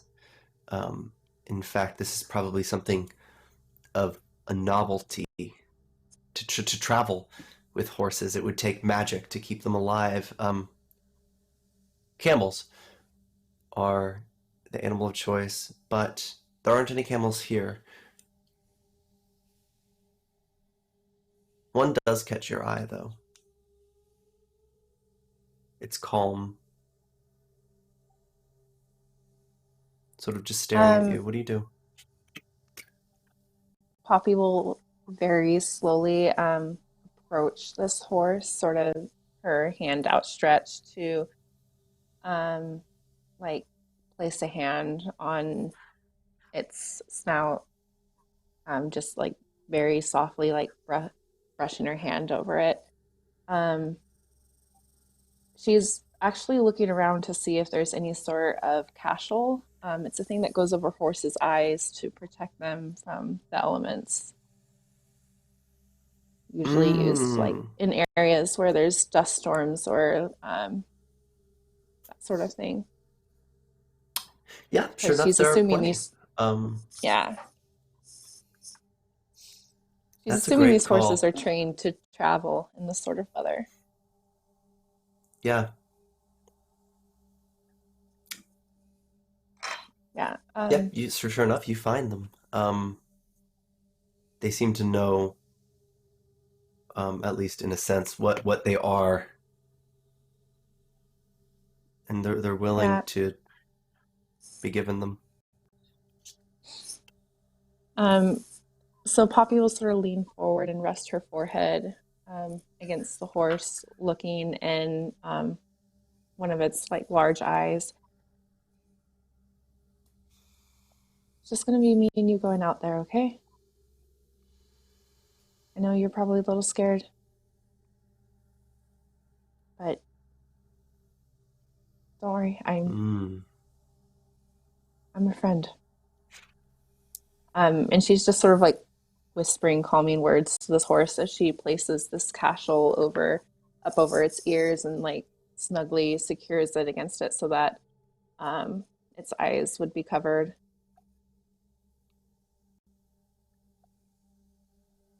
Smart. This takes a while. I want to ask, in the front of the store, Salix, what are you doing right now? And you're not in the telepathic bond, are you? No. There's no windows, right?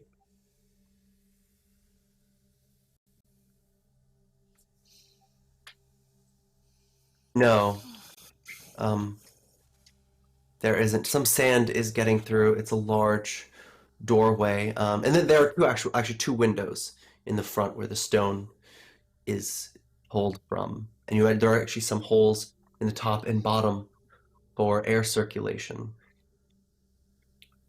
for the horses. This place is exceptionally weird. It's an eccentric structure for what it does, and it smells as such.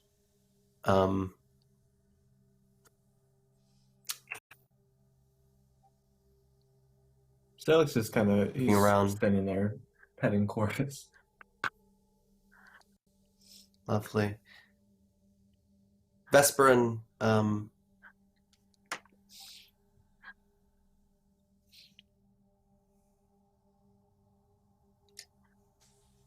you have a moment with Rune, a moment of quiet. You do hear the howling, though, far in the distance.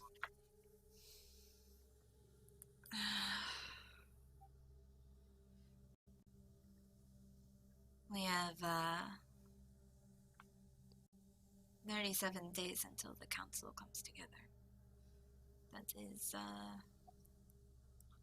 not a lot of time to put plans into place and do what we need to get on it. But if these hunting whales are going to be an issue.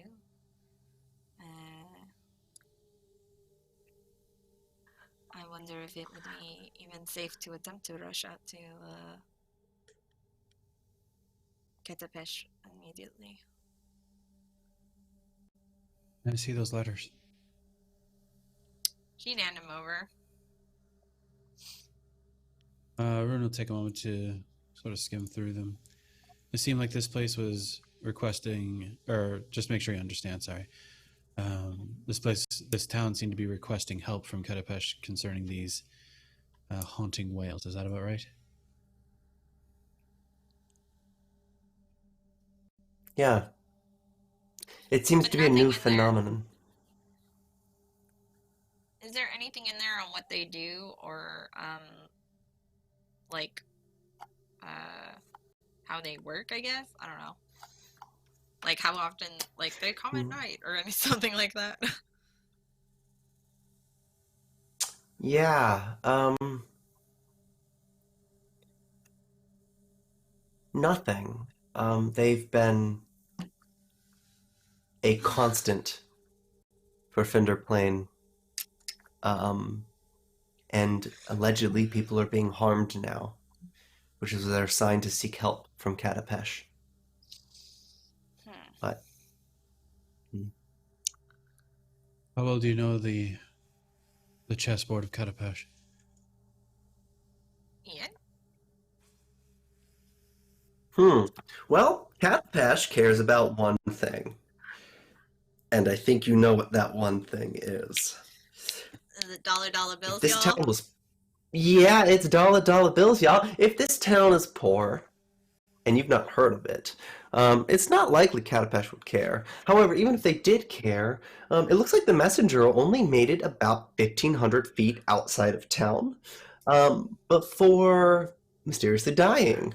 So the call for help might not have been heard.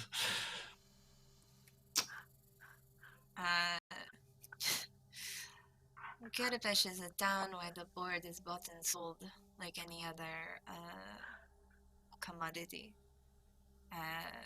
This town does not look like they could afford the help that they would offer, even if it didn't make it there.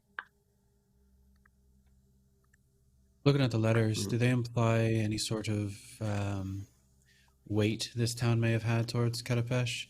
Or is it legitimately just a plea? Yeah, it would be a plea. All right.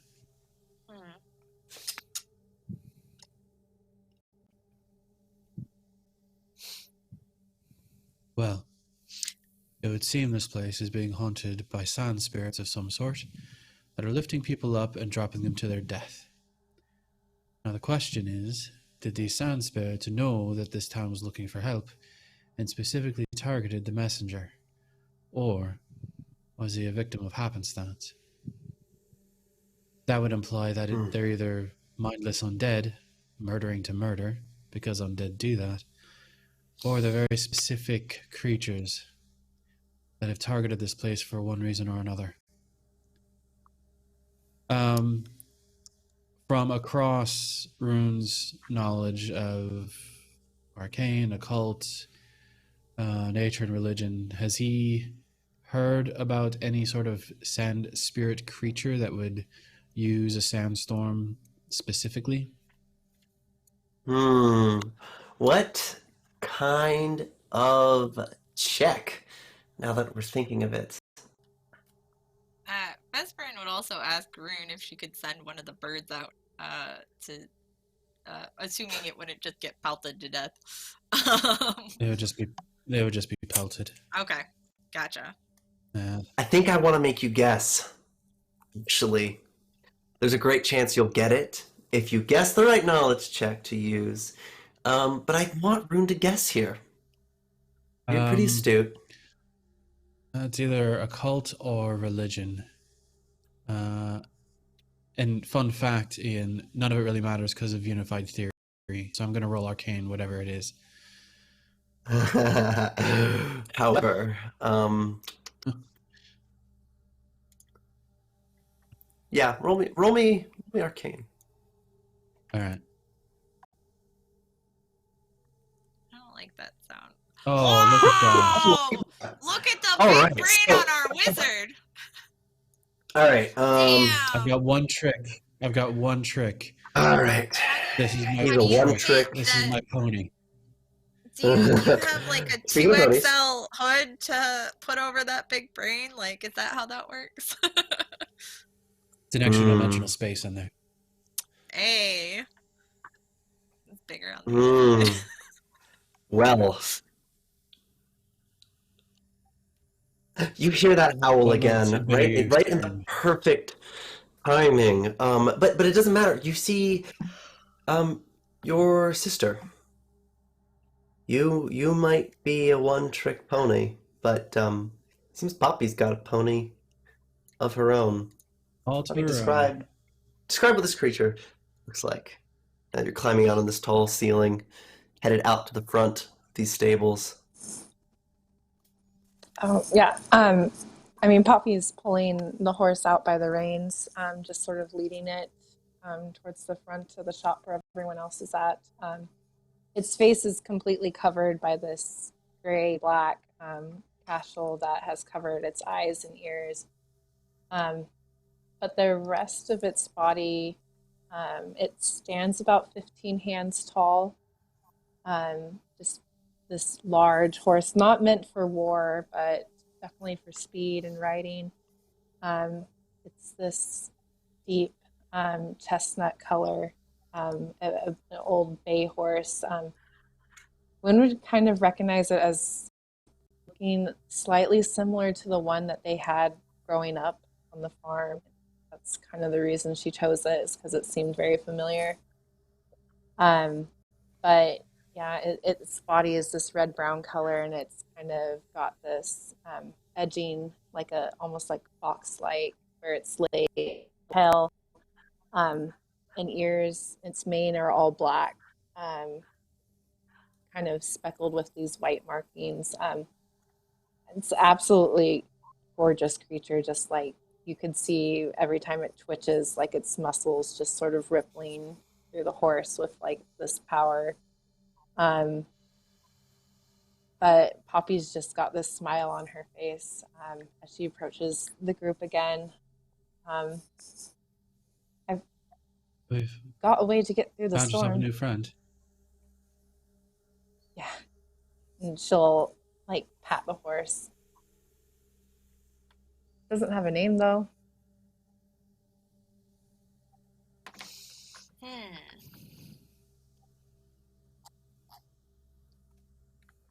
Let's Every see. good horse needs a name. I named your brother's horse Mr. Klopslop. We could call this one Sir Trotsalot. I'm going to I'm going to say no to that one. But it's your horse Yes. today, so you do you. Nah, she'll like look at the horse and like say Sir Trotsalot, and just like shake her head. We'll think of something. Maybe we should call him Badger. But then what will we call Dorf? Dwarf? So He still has a name, Vespa. Just because he's a badger doesn't mean that he's not dwarf anymore. He is also Badger. No. They're the same thing. So like peek into her bag, like, no, this is dwarf. And this horse is badger. And that's going to get very confusing, puppy. Well, Vespa, you like to say how smart you are. I'm sure you'll figure it out. She doesn't even like at that, like it's one of those moments where like she looks oddly proud, you know? Like she's not even mad, she's just like, well played, puppy. Poppy is like red. She's like blushing, like flushed, like I'm sorry, Erin, I'm just uncomfortable with all Why the are you sand, taking it and back? it's You been did I good. just It's okay, I mean, Poppy. I was very impressed. I That was very good.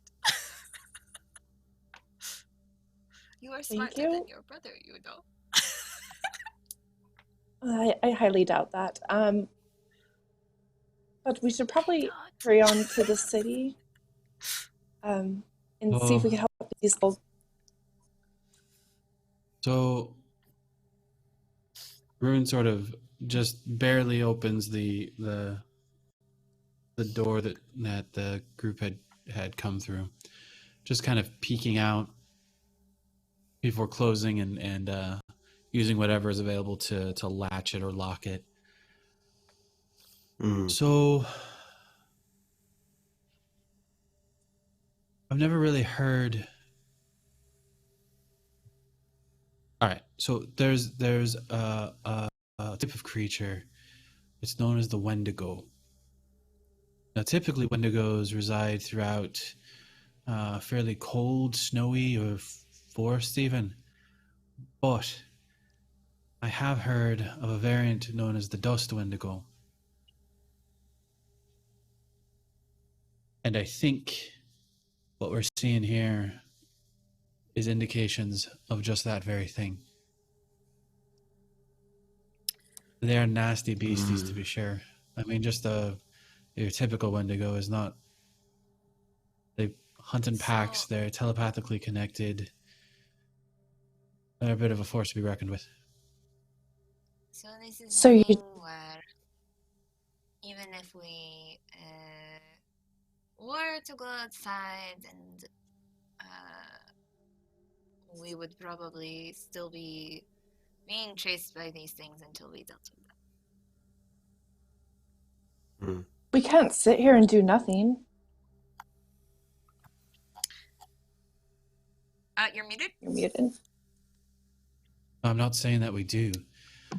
We just have to plan appropriately. And the longer we sit here, the more people are hurt. I know, Poppy. We just have to figure out what we got to do to A, see these things or track them in some fashion, and then deal with them. Are they invisible? No, but they're going to be able to hide in this dust storm pretty well. More importantly, and hardly more dangerous, they have a very, well, I should say, typical Wendigos have a very unique sight. They can see heat. It helps them track, and it's very, very, very precise. I assume dust Wendigos have something similar to allow them to see through the dust storm.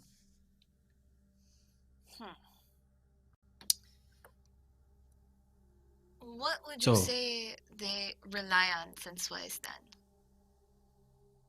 You think it can't be their hearing because this is too much noise? Whatever it is, it's a natural sense. It's not. They're not. As far as I can remember, they're not magical creatures of any kind. They're humanoid beasts. Whatever this sense is, it's a natural sense.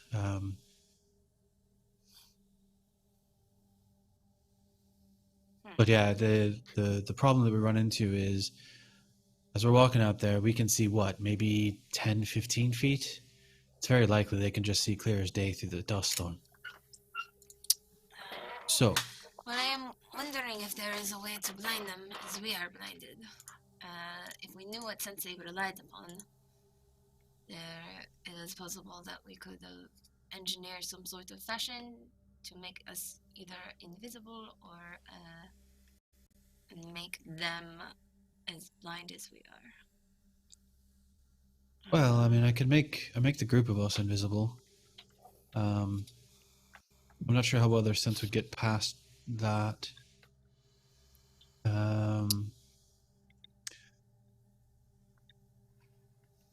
Screams up the road. Again. Louder this time. Notice Salix moves towards the door. Crossing out of the threshold moving towards when the he can. door too. Always the catalyst, Lavendel. Rune, what do you do? Vesperin, any follow-up as they're headed out? Rune has pulled out his tome and is flipping through it. I think there's a spell.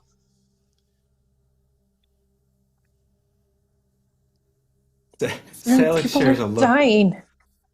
Shares a look with Poppy, and then he just opens the door and walks off into the sandstorm, coming towards the Or sound. we could just go. Going's all right too. I'm going sneakily.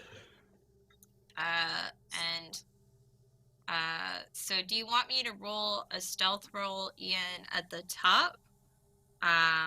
Because then basically with that feat, I can still be sneaky in stride. Yeah, that's a great idea. Crossing Poppy will back swing up on the horse. Follow Salix. into the storm. You do head out. Rune, you're in tow, I imagine. I'm going to make a fortitude save. A little round for everybody. See how everyone does. You've taken enough time to have a reset there, and fortunate for the party, everyone's succeeded.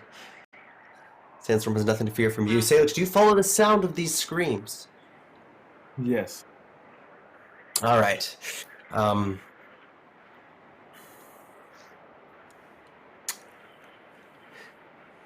As you were ahead, this creature wouldn't be predictable or spotted by anyone behind. But a figure jumps out to lunge at you as you make it to one of these buildings up ahead. You could make an attack of opportunity on this figure because they did close in. But what do you do? You said it was a figure like near one of the buildings? A small Like- creature. Yeah, jumped out from one of these buildings as you were walking down the street. I can't discern any more details on them than that. Just that it's a small creature. So you will be able to, but not for this attack of opportunity because you've been jumped. You can spare it if you would like. Yeah.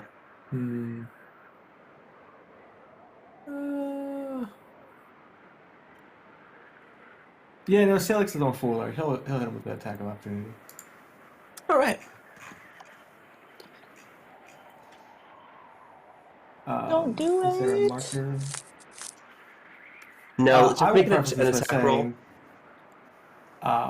saying, Salix is going, if he does hit, non-lethal damage. That would hit critically. Oh! Describe this blow. Roll your damage. It's a critical hit. Alright, so... with being jumped,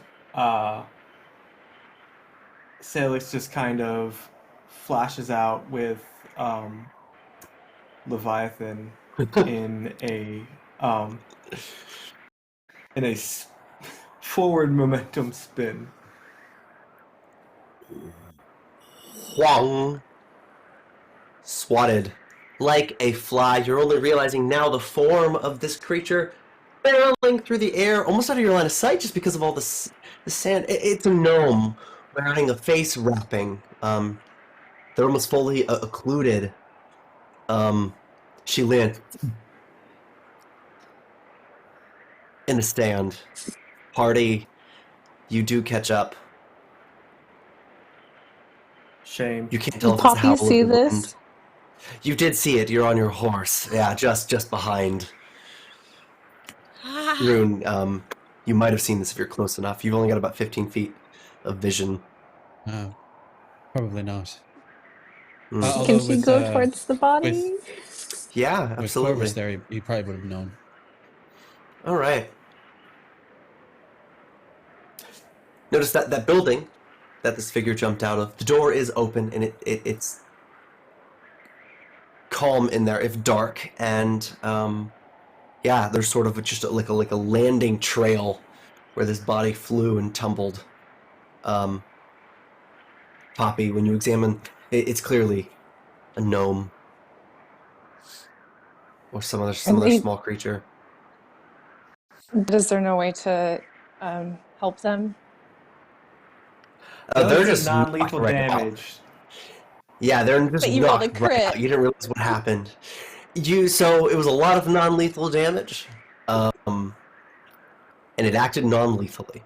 So she's just out. Poppy will gather her up as she can, like bring her over the horse, and we'll try and take her back to the house, being very careful in case there's any sort of broken bones or other non-lethal injuries that are still injuries. Hey, it's them or us.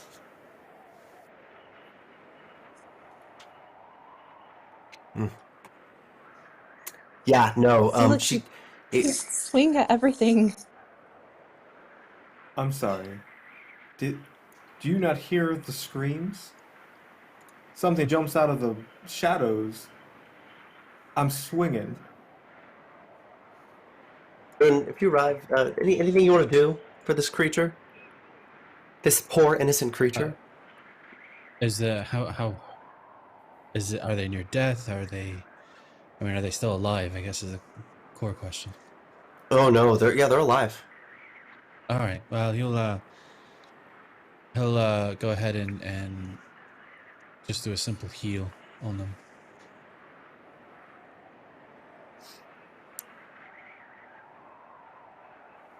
They get.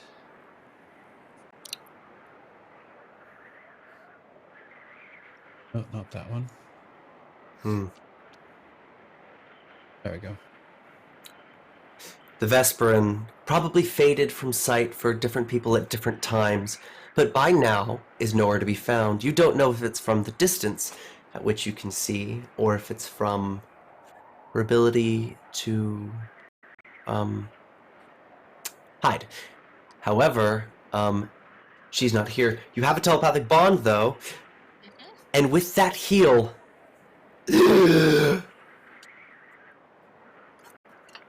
Oh, quit Creature being awakens. so dramatic. You got hit with the Scooting flat of the backwards in a blade. panic. Felix! Poppy just trying to shush. I mean, this gnome is still on her horse with her, right? Yeah. Where on this horse did you put this gnome? In front of her. Yeah. Immediately she tries to get away. Hopping off the horse. If you'd allow that. I guess Poppy would hop off after her. Yeah. Scooting back in terror of you pursuing her like some assassin. She stares in disbelief, pulling off her mask. Absolutely startled. No. Pointing No. at this elf with the mechanical wings. I promise he won't hurt you It's again. startled. I need to make sure you're okay. You're still injured. Pulling a small fanged dagger. She just holds it. Not a step closer. Why are you here? Phrasma's tits, woman. Poppy just like sighs angrily at Salix, and like has both her hands up. Rune will pull out the letters that he had gotten from Aaron. We received some letters that this town was in danger. You're from Katapesh. I didn't think they were just here to help. Wait. How long have I been out? She's rubbing her temple now, scanning around, trying to figure out what time it is in the 46 dark. seconds. You've been asleep for 46 seconds. I mean, it really doesn't matter how long you've been out. Why don't you tell us what's going on? Perhaps we should get inside. Are there still screams though? There's a weird howling sensation, and then of course you have a telepathic bond, don't you?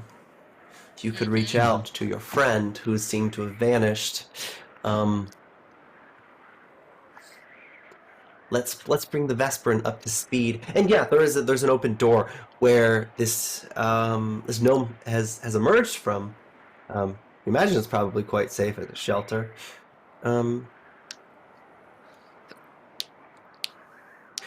Vesperin, you've found a town square of sorts, maybe like a small market.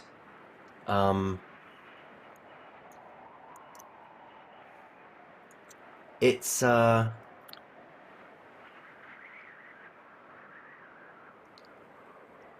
strange vibe.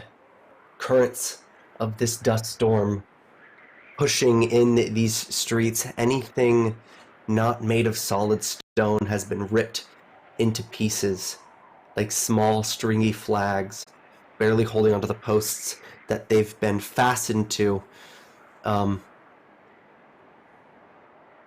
Except you can see a building sort of boarded up hastily, closed off.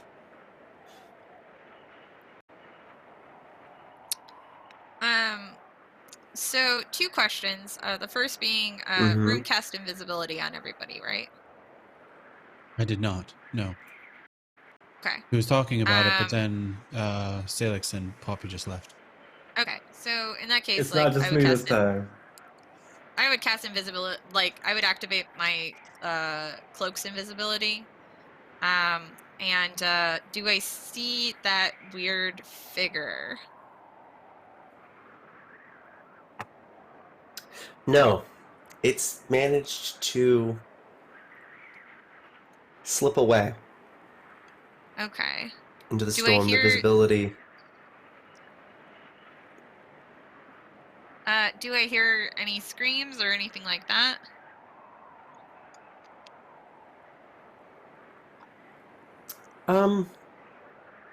Yeah. You hear, well, not screams, but maybe cries is how you would describe it. People inside that building that's been boarded up. Not far from you. You're maybe 100 feet from it now. If she hears, like, sounds of distress, then she'd look for a way to sneak in there. You know, like, All right.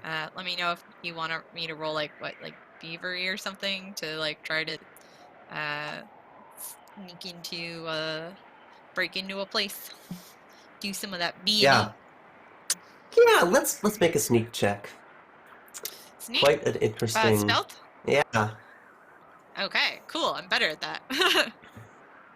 Now, are you describing what you're seeing to your friends as you go about? Yeah, she'd basically, you know, relay, I'm scouting ahead.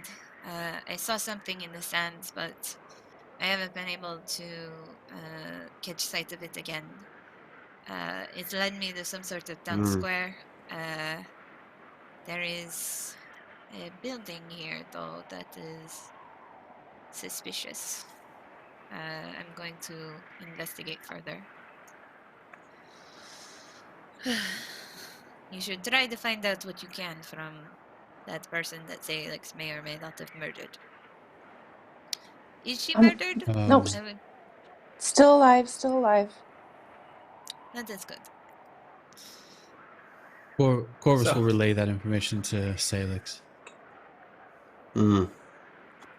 Verbally. Salix will look No. perturbed. Corvus can telepathically connect when he's touching him. Okay. There it is. Now, So, we'll take it back as the Vesperin sneaks into this building. First thing you see when you return to the world of the mundane, where we don't speak telepathically, finally moving into cover, this gnome is staring in horror as her rescuers seem to be standing in total silence, looking at one another. Celix looks perturbed, and then he stabs Leviathan into the floor and walks forward towards her. Put whatever that toenail clipper thing is down. We're not here to harm you. And you're wasting our time putting up this front. I'm concerned only about my people. Right then.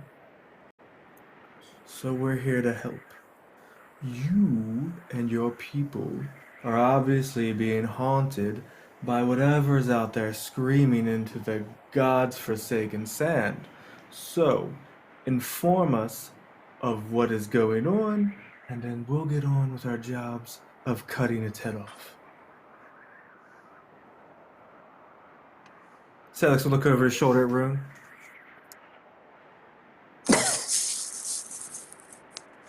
Rune just sort of rubs the bridge of his nose.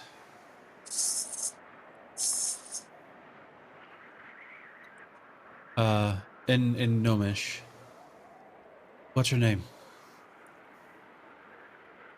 Satla. Sakla. Kivarn. I'm Rune. I'm sorry, what was that? It's in the letters.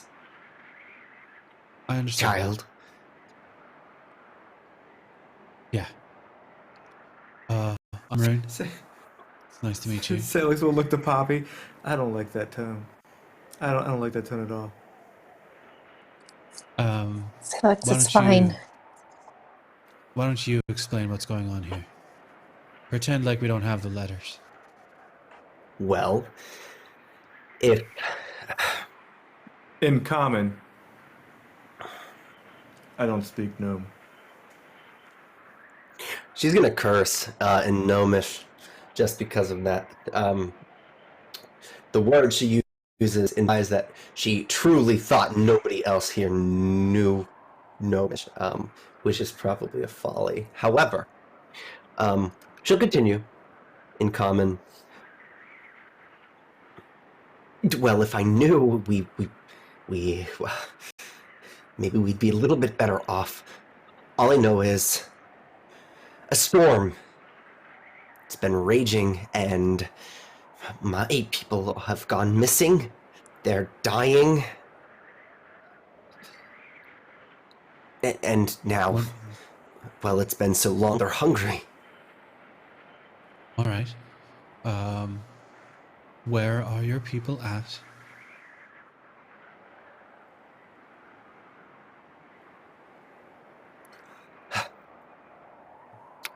Do I have information I could give you that would inform you of this? Was it you said they were Raven's starving. blood? I assumed you knew where. They're scattered. I have them mostly at Bazal's Basin, but I don't think that means anything to you. I can show you where you need to go. We have a granary. I haven't the means to transport this. Rune will reach into his backpack and just pull out just a small chunk of his rations and hand it over to the gnome.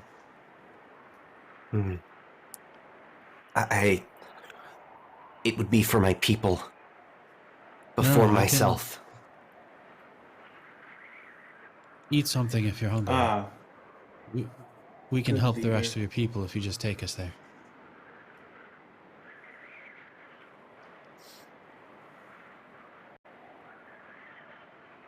Do you have anything to say? Who?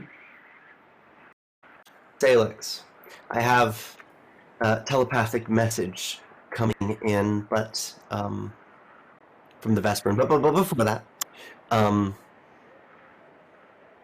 Poppy, Salix, anything you wish to do here in this situation, you could try to appease her in some way, maybe make a diplomacy check. She's still very cautious of any help and in sort of a panic. You know what? I'll do diplomacy. Why not? Oh no. Yeah. Hey! I will as well. Diplomacy. Oh gosh, nope. Look, I'm just saying, there's a problem when the insane Celestial is more diplomatic. Can I hero point that? You absolutely can, Ravenswood. I already lost it. Okay. Now we got a matching score. Okay. Okay. Huh. Seems nothing's changed. Has she put her The weapon problems. away yet? She's lowered it. There's no way she could win a fight against you. Even if you were equal, she's outnumbered. And it seems she's recognized that.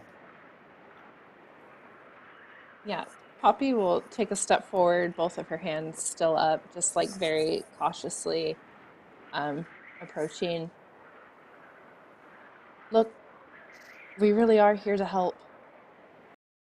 But right now, those creatures are still out there, and so is one of our friends. Is that your home over there? And she'll like nod towards where the gnome had come from.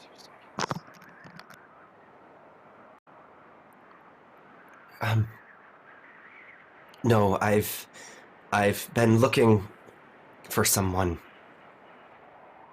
The letter. Where did you receive this? Oh, well, if that's what you're looking for, I'm afraid they didn't make it.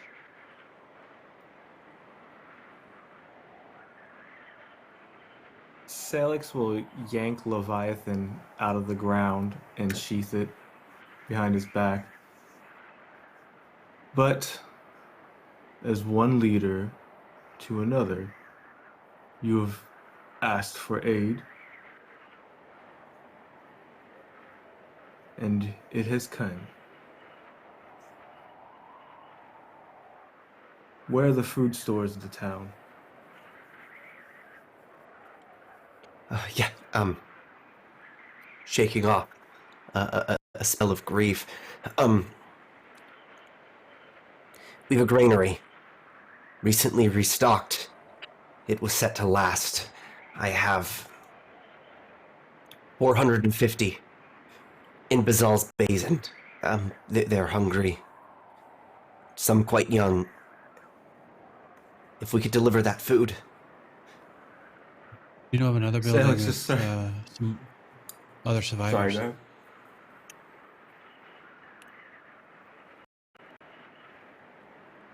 You say there's 450 in this basin?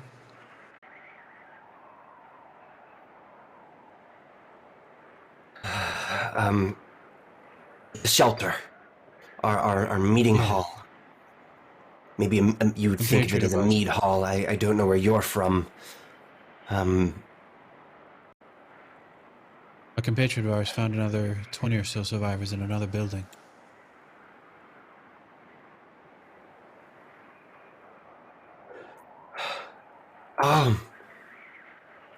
The survivors. Where? Tell me. I want to cut away as we retrieve that answer. Vesperin. Yeah. You've a 42 on your stealth check. You've been seeking this creature that's eluded you. You've made your way into the markets. Well, the The 42 was to Oh, get that's into just, this yeah, that's building. just sneak into the building. The stealth was from earlier, and I rolled a 46.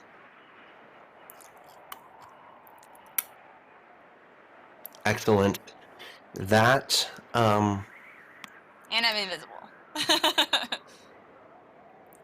yeah, so Blue Market, I suppose you wouldn't know that it's called Blue Market. However, a market it is indeed. You left a letter. Inside of the building, there were 26 or so survivors. One of them looked peculiar. Something along his face, open sores of a sort. He was reassuring the others inside. Himself a gnome, and the other survivors, almost exclusively gnomes. Reassuring them that things are going to be okay. Help is on the way. But you felt a sort of rumbling. Mm-hmm. Yeah. Well, my question is with the sores and stuff, since I have, like, can I do, like, a perception or a medicine check or something to get an idea of what made those? Yeah. Do you have medicine? I do. Medicine would be a pretty good check to make. Oh! Do I want to hero point that? I think I'm gonna hang on to my here. Well, nah, fuck it, I'll use it. That was a myriad of emotions. Yeah. Yeah.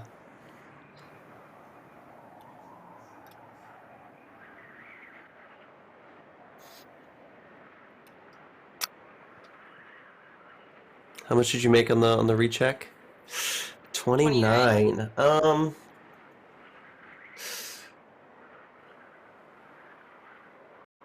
Any of y'all got any of them hero points though? Yeah. No, it's hard to tell really what Yeah. this is. He looks Okay. erratic. I mean, it's hard to know for a gnome, but Do I detect magic?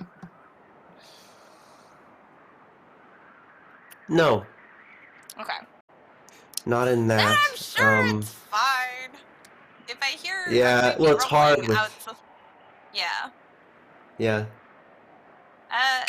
Yeah, so she would, like, basically send the mental image of, you know, what this stuff looks like and just be like, I heard something outside, so I'm going out there to track. All right. So if Rune wants to make those checks, that's cool. But otherwise, I guess I'll see what the scary thing is. Yeah, really what you're going to see is a phenomenon. Rocks will just sort of swirl around. You've seen little vortexes spin up as a product of a storm before, but the strange thing about this one is it has like a pilling effect or a rolling, and it would pick up. In addition to sand, it will start taking rocks that roll around, swirling until it takes the form of something sinister, glowing, vaguely humanoid in form, of course, as you see with magical creatures. Something you would see resembles a head and hands and arms, but this thing is sort of crawling into existence and along down the road, headed away from you, and quite quickly. I'll add, it runs quite literally like the wind.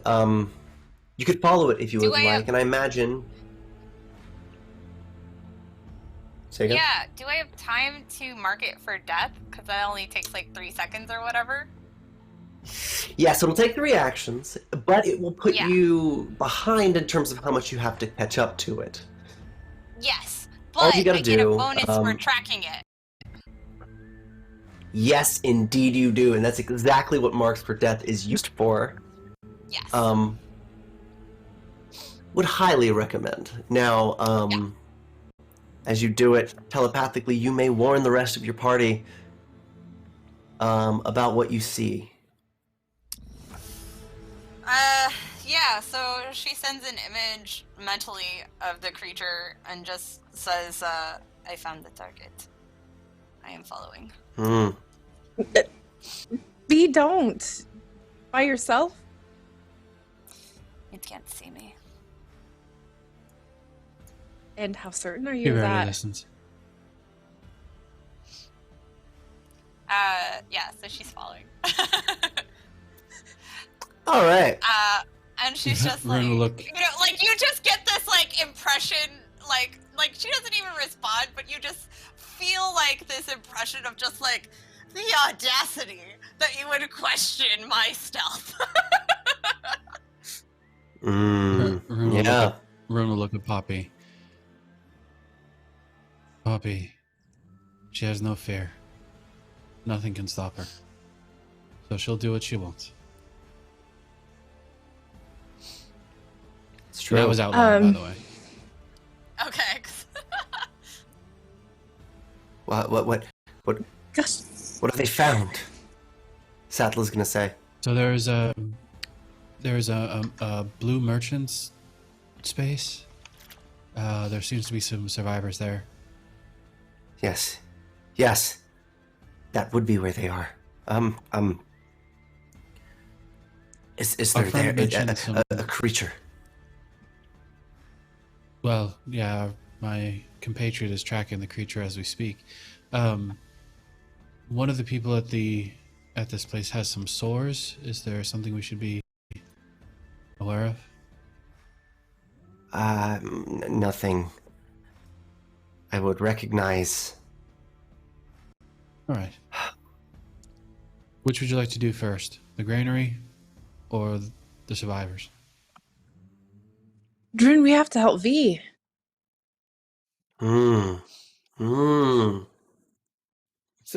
Salix looks between What Poppy would you like to and do, Rune and Poppy? is just, Are these the decisions you make all the time? Yes.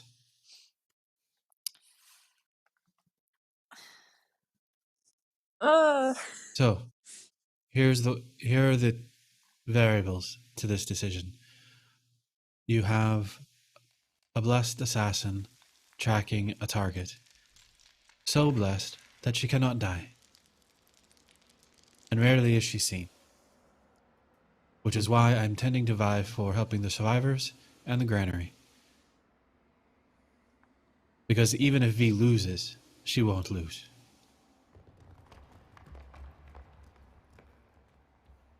Until she does. That is very true. And when that happens, it will happen.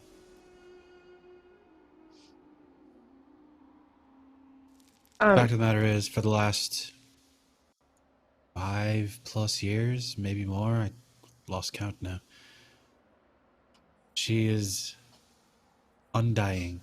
Not undead, just undying.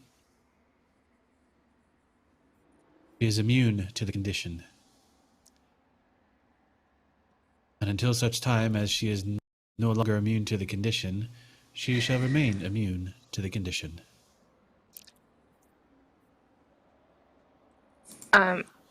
Poppy will clutch her pendant of Aristil for a moment, before turning back to look at Seraphil.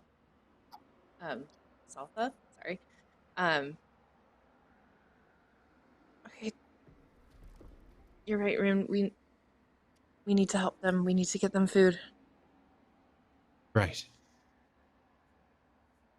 We'll know first and foremost if V runs into trouble. Hence the reason of the telepathic bond. Right? Right. Right. Right? Right? Right? Uh, Yeah, right. All right, our new little friend. Which would you like to do first? The survivors or the granary?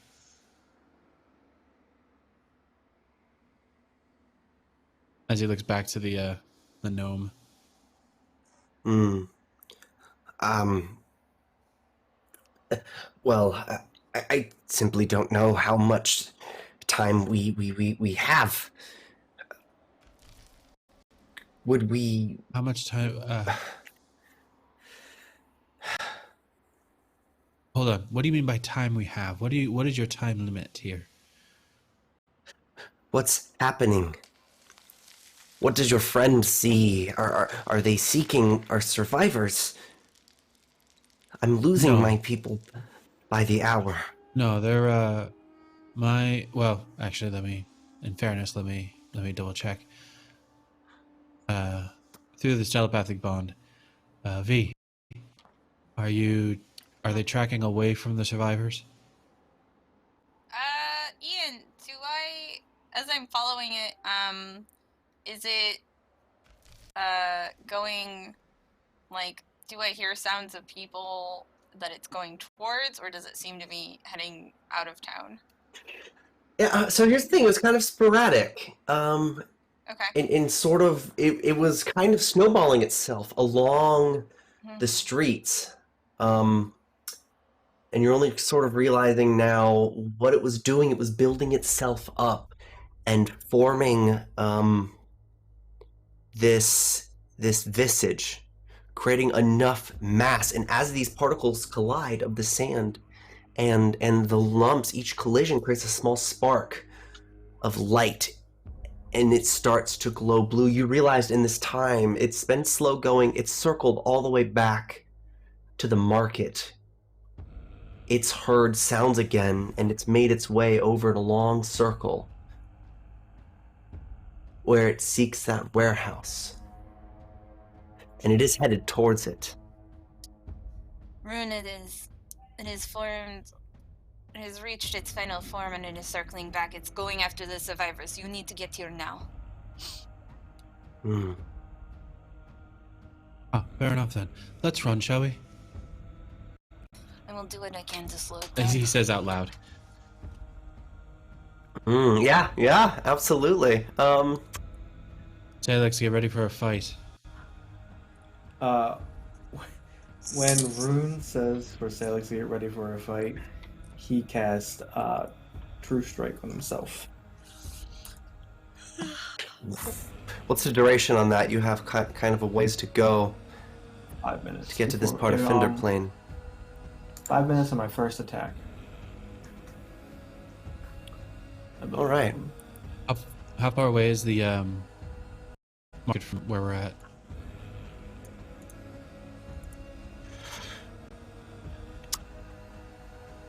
How far away is the point from where we're at? How far away is the market from our little group? You imagine it's going to take 5 minutes to get there. What is Poppy's speed mounted? It is quite literally about 1,600 feet. Salix, would you try to fly? Salix would, and also, yeah, he would fly. And the fastest way possible. You can just wait to cast it. Now, flying is going to be incredibly hard in this weather, is really the predicament. You're dealing with a sandstorm. I need a fortitude save for the sandstorm, and a will save, as you're caught in the middle of this barrage.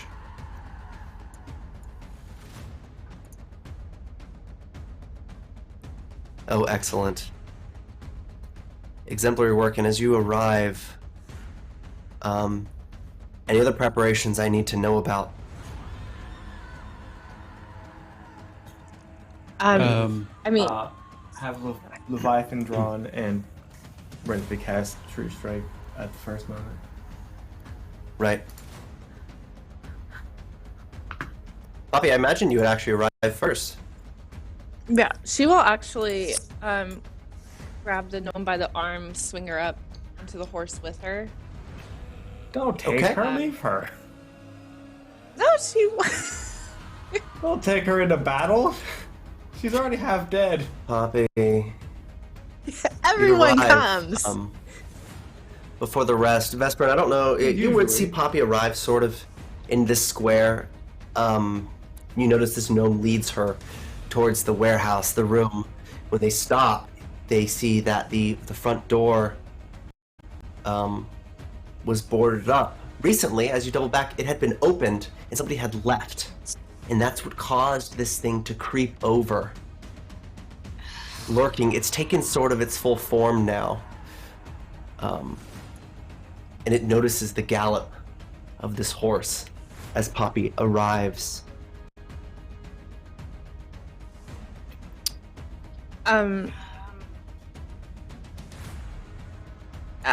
Can Poppy have, like she can do mounted combat and have her bow drawn? Yeah.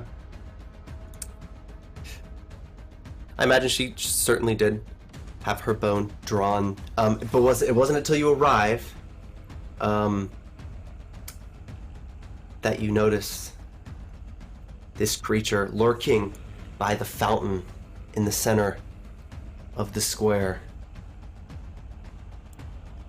staring at you, glowing, vicious, appalling, and of great size. It just stares, approaches. It looks eager to cause torment and pain. Rune, Salix, you would arrive as well. Now, you do notice a sort of tornado effect. The sandstorm is a lot heavier right now. It looks like, I mean, as if you're like in the middle of a cotton candy spinner. There's like a strange blueness to it. Poppy, your badger is going a little bit haywire right now. But, Rune and Salix, as you arrive, I imagine you have more than a few preparations, just as precautions, but you notice two more of these creatures convene on this town square. You don't see the Vesperin, but you see Poppy, and you see that they're sort of headed towards Poppy. So if you'd like, I'm going to go ahead and roll initiative for everybody. On initiative, the closest one to Salix has to make a will save against his intimidation DC for battle cry, because as he readies Leviathan lets out a peal of a shriek, and if it What's the DC? fails, DC is 30. You said it's 10 plus my intimidation modifier, right? Or is it Yes. my will? I don't know. Sorry. 34. Let's just do, 34. So it does beat Vesperin. You are way up on the top of initiative. These things will not have a chance to act, and you have already marked the closest one to you for death, the vortical creature here. What do you do? Yeah. So, I would have to do a full stride to get to it, right?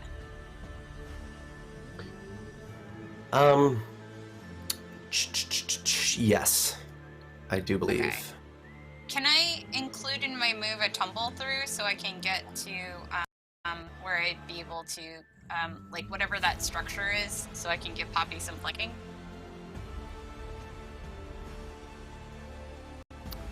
You're just trying to get close to. Oh, okay. So yeah, you're gonna go on. Yeah, there's a fountain with a little obelisk at the center of it. You can get into the fountain. It's not deep enough, and then from there, yes, once Poppy approaches, she would have flanking. Although I guess, well, never mind, because she's, I remember she's a fucking ranger. Let me see. If I move, like, can I move tumble through to get to, like, here? Is that feasible? Or is that too far? Yes. Okay, Nope. cool. That would be So- fine. Okay. Because I also have the elf step, You would- and then I can get the free step with the what do you call it? Oh god. It is Yeah. stride then strike, if that's Yeah. what we have. So you would do a stride and then a stride then strike. But I don't see a Yeah. way to do that in fewer than those 2 actions. So stride and then stride then strike. So you have a strike and then you have another action. Okay. So yeah, I'm going to try to assassinate it. So first, All right. Roll me that fort save. That sweet fort save. Got it. Go ahead with your Oh wait, attack actually, roll. first let me try to hit it. Yeah. I guess I should do that first. Ugh. I got excited. Okay, so hang on a second. I get +2 and yeah.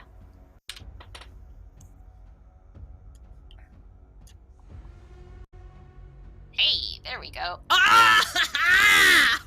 Critical hit. Yeah, does it succeed its fortitude? It does not. It would fail the Okay. fortitude save. Oh, so does it die? So, is it literally? So it's just a 40. So what's the DC? Because it got a 30. It's versus my class DC. Oh, it's a critical fail is death. So I don't know what my class DC is. Right. I don't think it's 40, but I will find it. Let's do the fail effect, not the critical fail effect. I think that's 6d6 Okay. damage. Is that correct?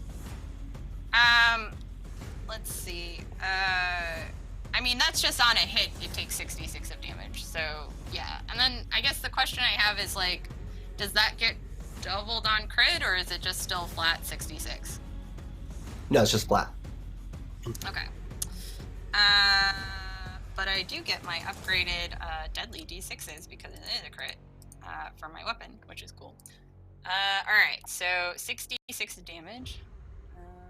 Boom. Alright, so that's one thing. Next, oh, I should have added another one. So how do I do critical? Do I just right click?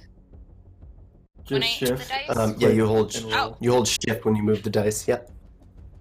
Okay, Mm. I don't think that worked. Oh, hey, that worked. Cool. Yep. So that was that.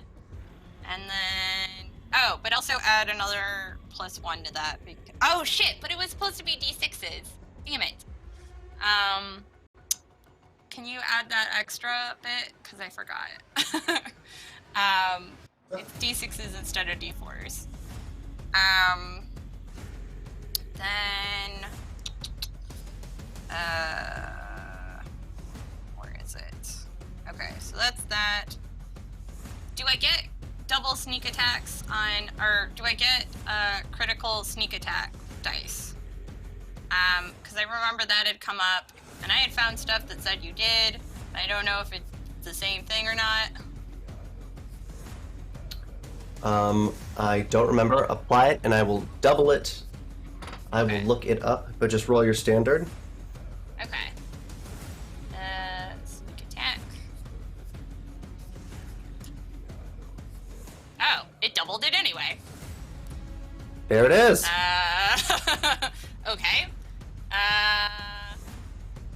Then, can this thing bleed? Interesting. You'll find that it doesn't. Okay, so no bleed damage. No. Then I get the special knife damage. Then I get my so I'm gonna apply let's see. from where it is. Nah, I don't. I'll just do double debilitations. So the precision damage 1, and then precision damage 2. Cool. I think that's all the damage. Yeah, I hope. So I think that's all of my first attack. Can I get a second attack, or am I out of actions? You have one action left. So it was stride, and then a stride, then strike, which is one action. Yes. And then you have one final action. I'm going to hit it with my whip. Or, actually, can I throw a lightning bomb at one of the other ones? Like the one that's behind me. You can. Yes. Okay. You can. What is my attack roll for that? You'd roll it. It's probably the same proficiency as a ranged weapon, so roll it like it's a Balgora attack as your second attack per your multi-attack penalty. Yes. So with the -5. Cool. But, question. Since I have, the, twin feint, does this count a second weapon for the purposes of getting flat-footed on the new target? I think twin feint is melee. Okay. I think. Is I think it? it's twin melee weapons. Okay. I think so. I don't know. Okay, yeah, two melee weapons. Well, whatever. Okay. I just have written down weapons, but that's my note, so I defer to you. Okay, so let me roll at Navagora. Hey! Hooray! 41's Okay, a hit. cool. Yeah, so it takes my bomb, which does,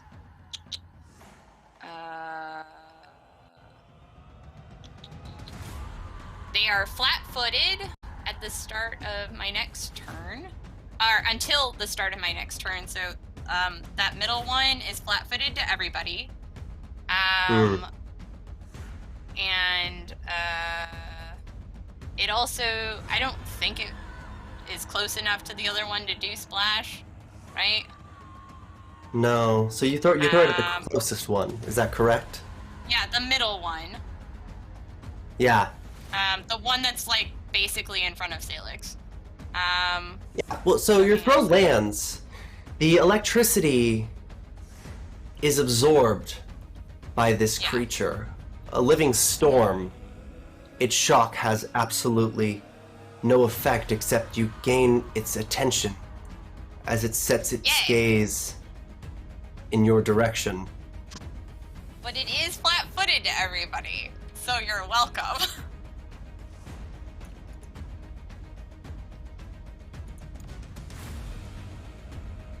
Okay, and that's me.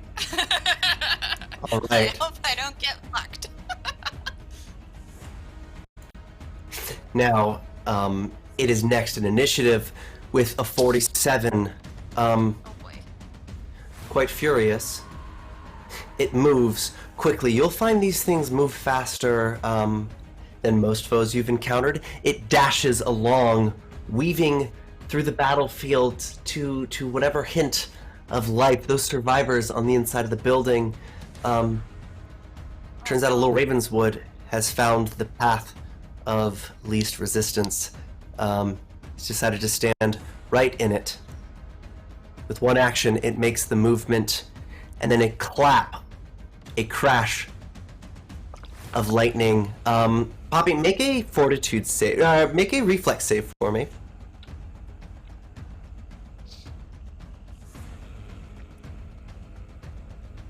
Okay. Okay. Excellent. That's a critical success.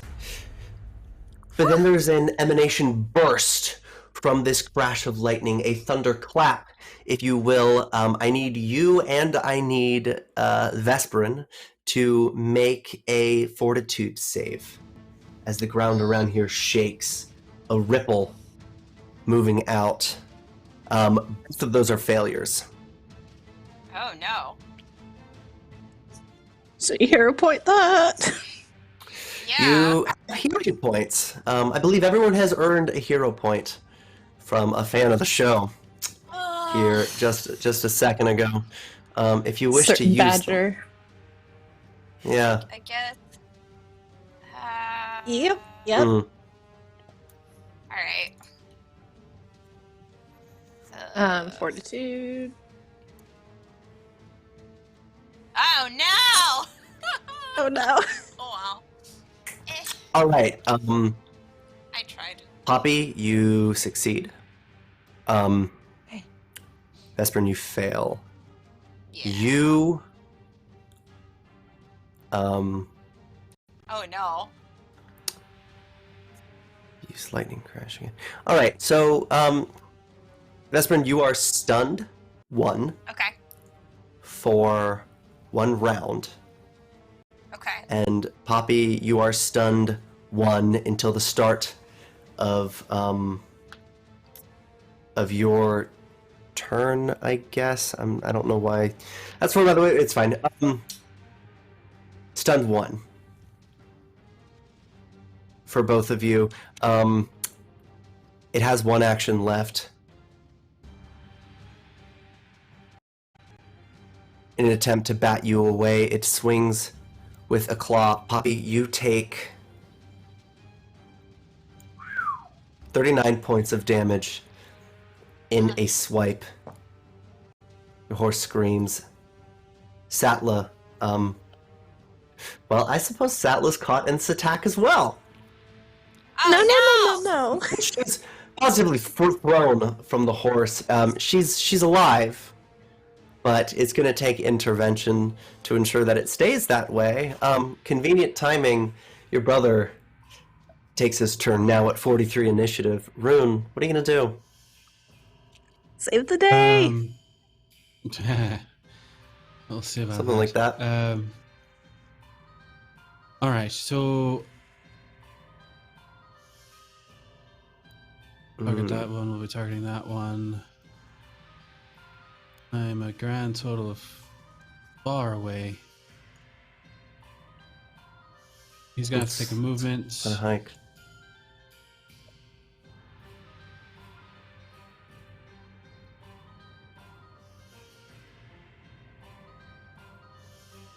Perfect.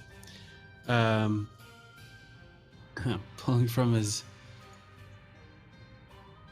new effects, I need the creature to make a fortitude save.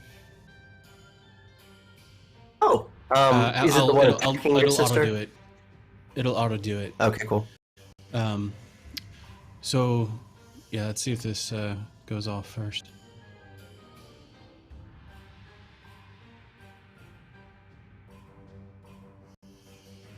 Critical failure.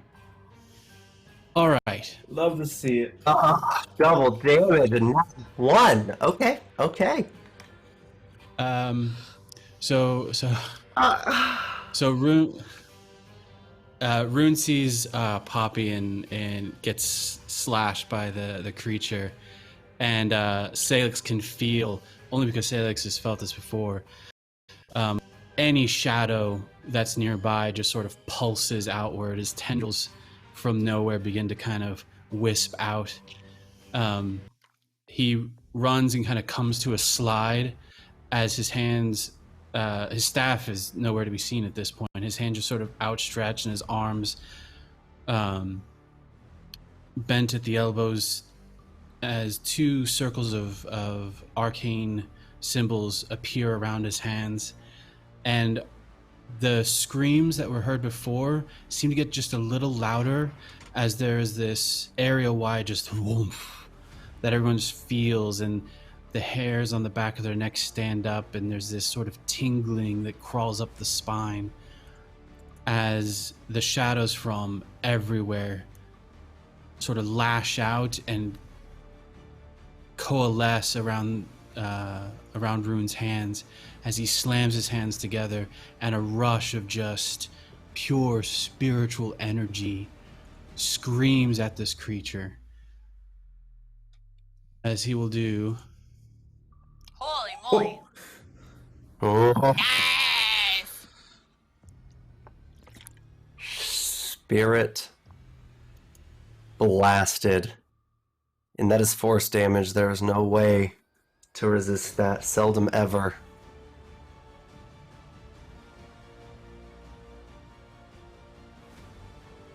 This thing is dashed against the wall, some distance cleared away from Poppy, her horse, and Satla.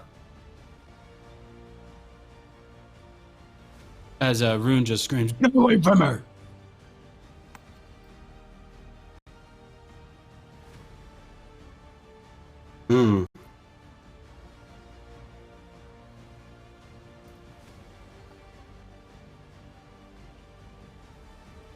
Excellent. Well, Poppy, there's a lot of chaos going on, certainly, and it's hard to really account for everything that's going on here. You were swiped. Do you manage to stay on your mount? Satla has been thrown from it.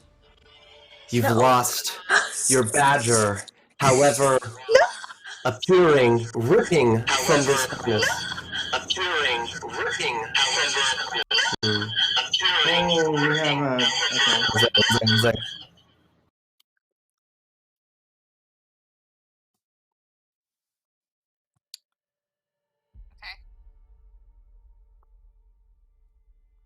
Are we clear? I think so. I think our dwarf broke it. No. Dear Badger Steel.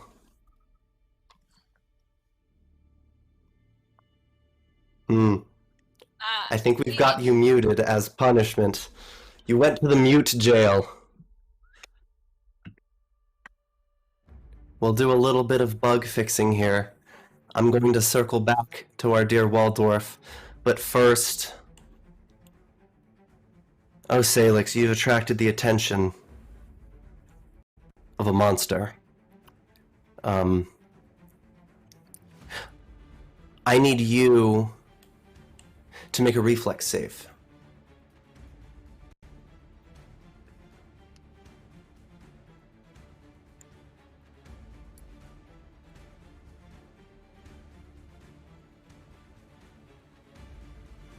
Okay. Not a critical success. You're going to be taking half damage. I also need you to make a fortitude save.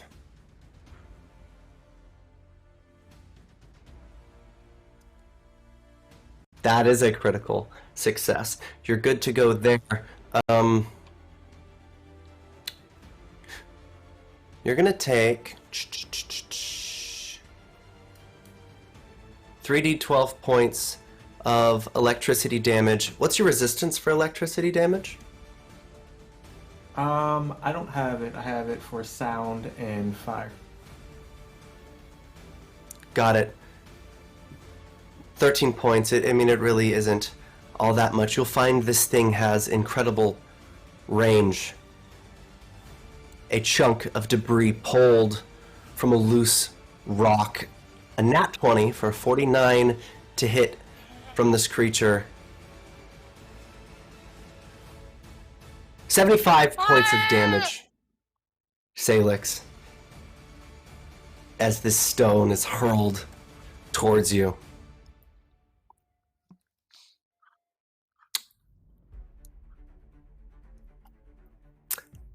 Now, another one closing in. We'll circle back to Poppy. This first one you've marked for death, Vesperin. Yeah. Is going to transform. Oh. This vortex, it expands, even more fury. It widens, it becomes taller, much, much crawler about 40 feet in the air. It's hard to really pin down at this point. It's like a force of nature rather than a creature that you were tracking.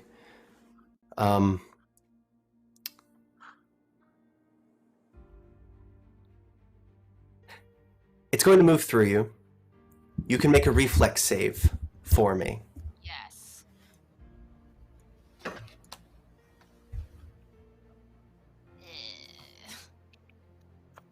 Okay. You've barely saved. In an attempt to sweep you up with the force as it moves through you, it's trying to use its own form to devour you. You're going to take bludgeoning damage and electricity damage from the sheer movement itself, as a swarm would. Because I have rogue evasion, when I get a success on a reflex save, I get a critical success. Yes, this is not saved. This is just flat damage. The save was for avoiding being swept up. Luckily, you can only be affected by this once per round, but you are at 36 points of damage. It moves then to Rune, the next threat, easily within its damage. You don't have attack of opportunity. Nope. But Rune, I need you to make a reflex save as well. Oh, this won't go very well. Oh, never mind. I stand corrected. Hey! Rune just Wow, matrix critical dodging success. over here.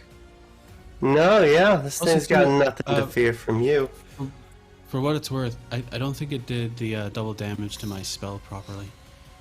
I think the actual total was 130 because it's supposed to double that base damage. So 16d6 is what's rolled. Would have been. Well, that's the base number of dice. It should actually be 32d6 or double the damage. Got it. Okay.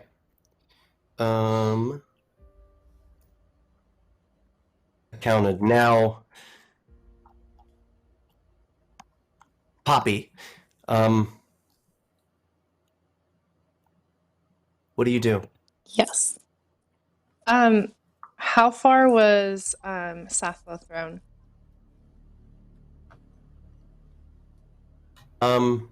15 feet south on the map.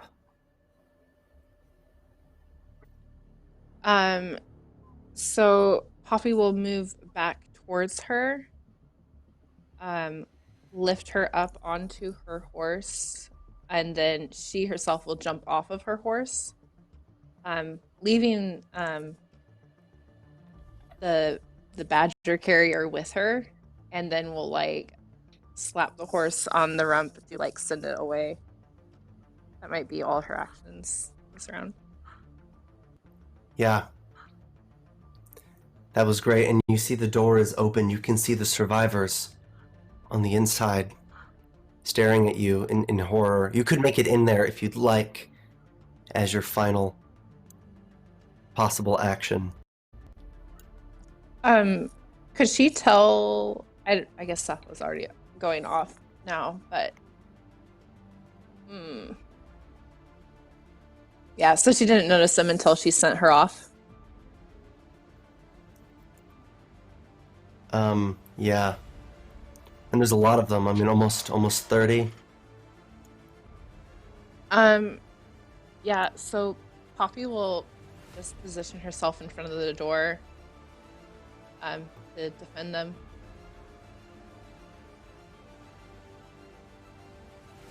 Excellent.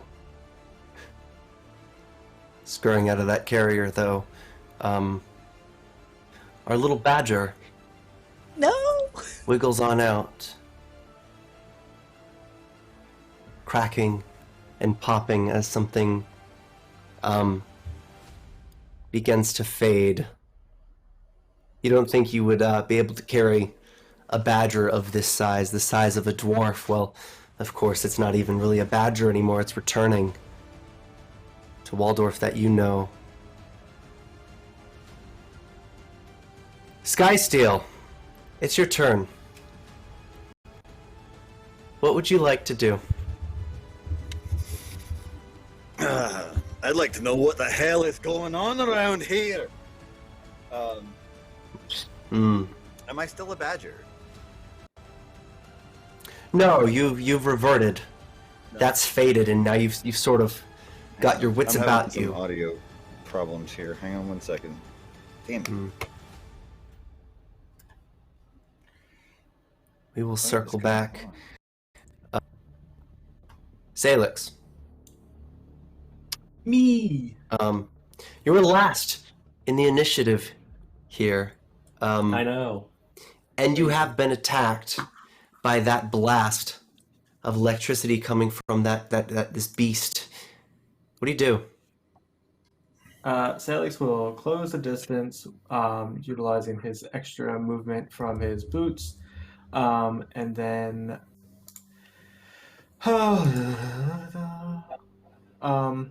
he will attack this thing with.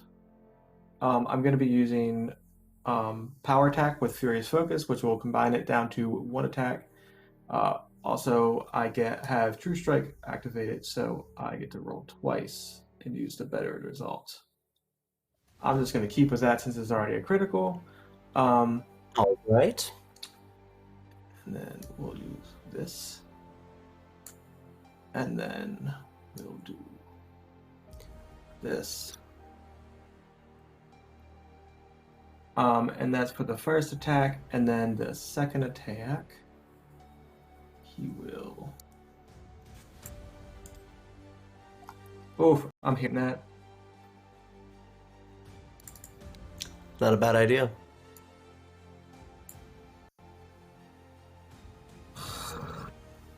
Can't get away from it.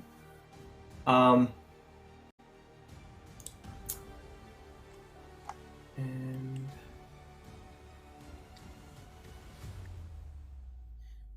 for the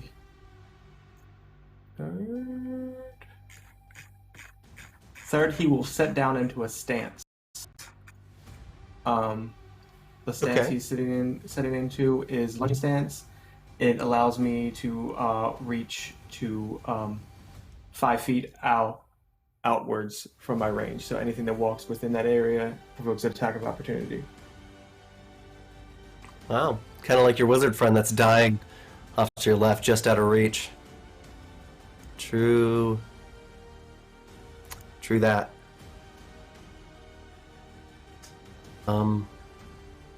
Anything you would say to this creature? Salix? Yeah. How are you feeling? This is your fear come to life. Manifest. Oh no. I guess. Oh God. Right now, he kind of is that insanely high pitched from Leviathan has dropped to a deeper tone that is reverberating out. But yeah, that's all he's got right now. He's focused. Because if he doesn't, he'll kill everything. Vesperin, you have 2 actions. First stunned 1. What do you do? Okay, so I don't completely lose all of my actions. Yeah, no. Okay. Stun will just be the number. Yeah. Okay.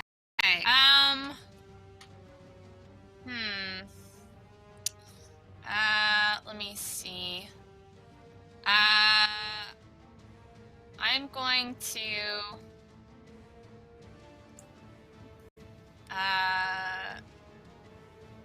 try to, let's see. Can I try to, which one's the one I marked for death? Course or, vertical? The one on Rune. Okay. Yeah. So, let's see. In that case,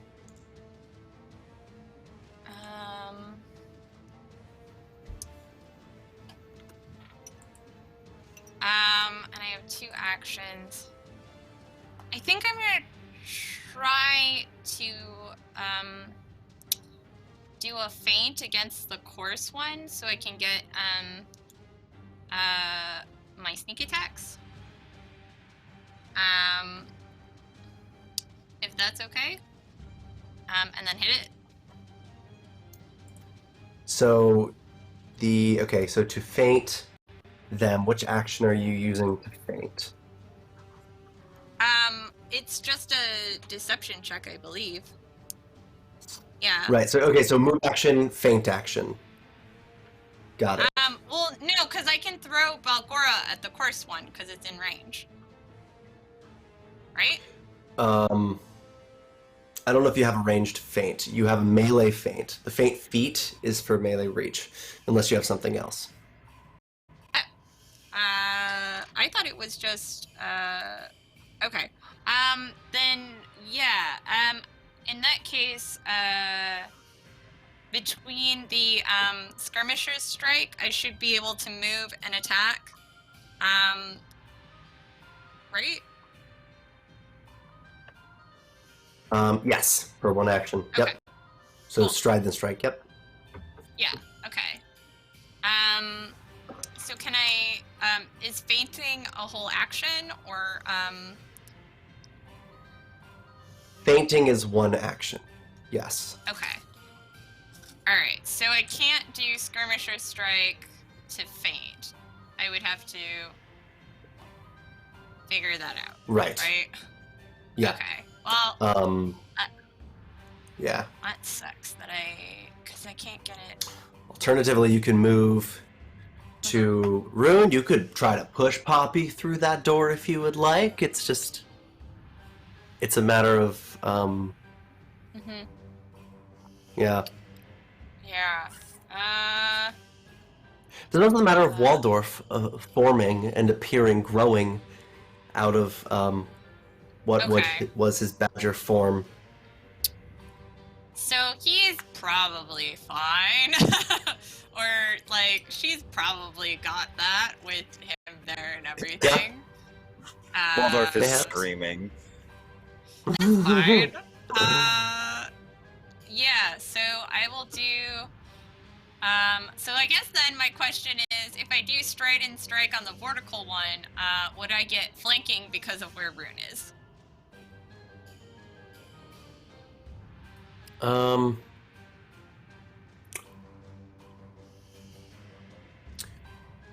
Now, if Dwarf has anything with reach, he would, but without reach, I don't know. You wouldn't get a flank No, on that I'm creature. talking about the vertical one that Rune is by. Oh yeah, you'd flank. You'd flank with Yeah. Rune. Okay. Yep. Cool.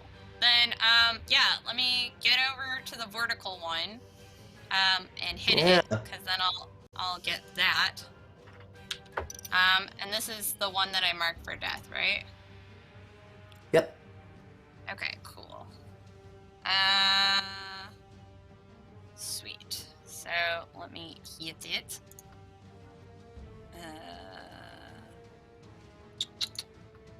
Sorry to take so long, guys. Now, assassinate action is 2 actions, so I don't think you could do the assassination because No, of being there's not stunned. There's not an assassination. It was already marked for death. Got it. Okay. Right? All right. Yeah, that was the... Um, None of them have died.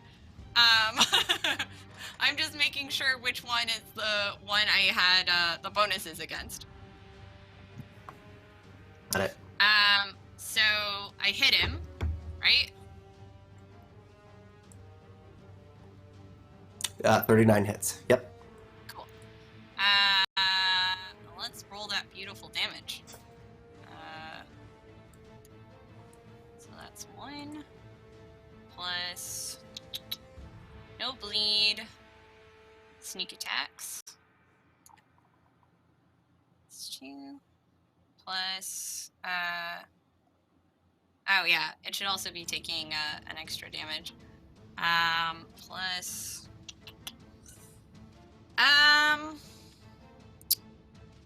Actually,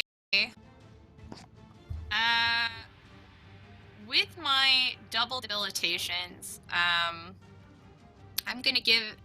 If I give it -10 to speed, does that stack? Can I give it -20? Yes, to it'll speed? stack. Okay. Yep. Do I get the feeling like that would make a difference, or is it It's just extremely too fast? Okay. It might help depending on how many you stack over. I think I It'll have reduce to its reset speed. it per turn. Like I don't know if it stacks for multiple turns. Like I feel like I would have to just reset it to the -20 or whatever. But if I feel like that doesn't make a difference, then I'll just do damage. Yeah, I do damage. Okay, that's good enough for me. So, all right, damage and damage. Cool. So that's that, and then I'll hit it with the whip.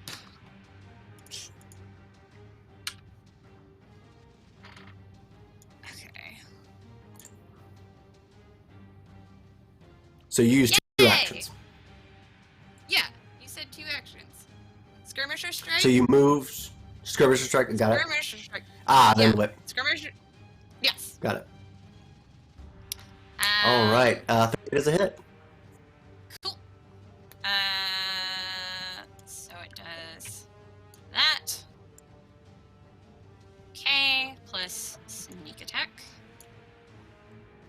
Cool. Plus the debilitations. Okay. Wow, those will sucked, but whatever. Helping.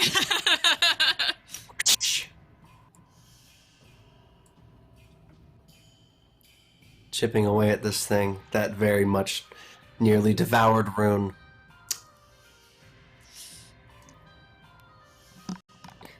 Anything else before we turn back to Poppy? That's all I got.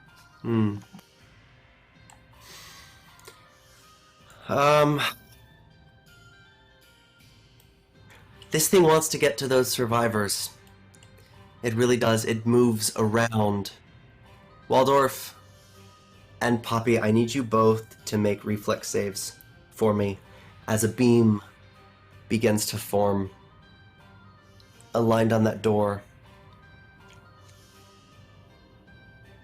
Waldorf, you critically succeed.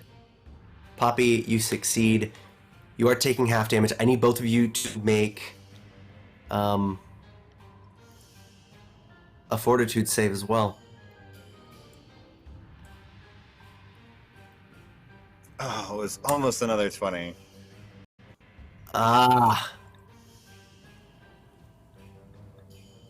Waldorf, you failed. You are stunned.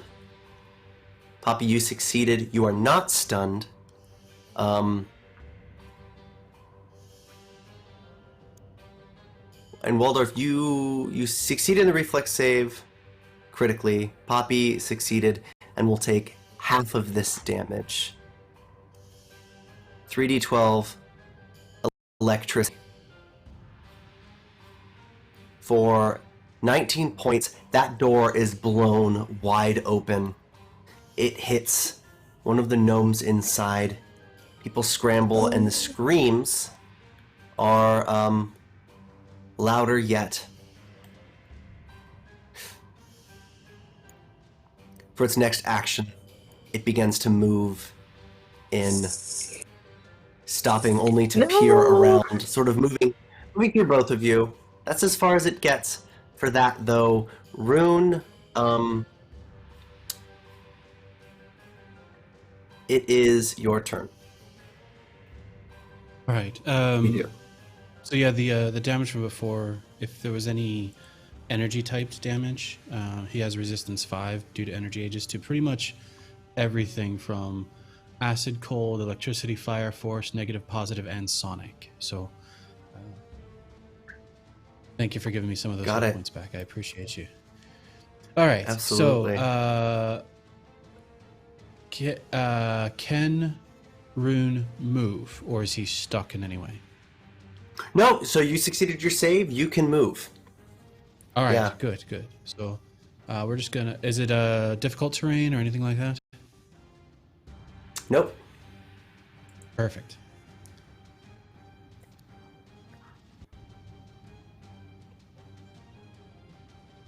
Right, and then we are going to.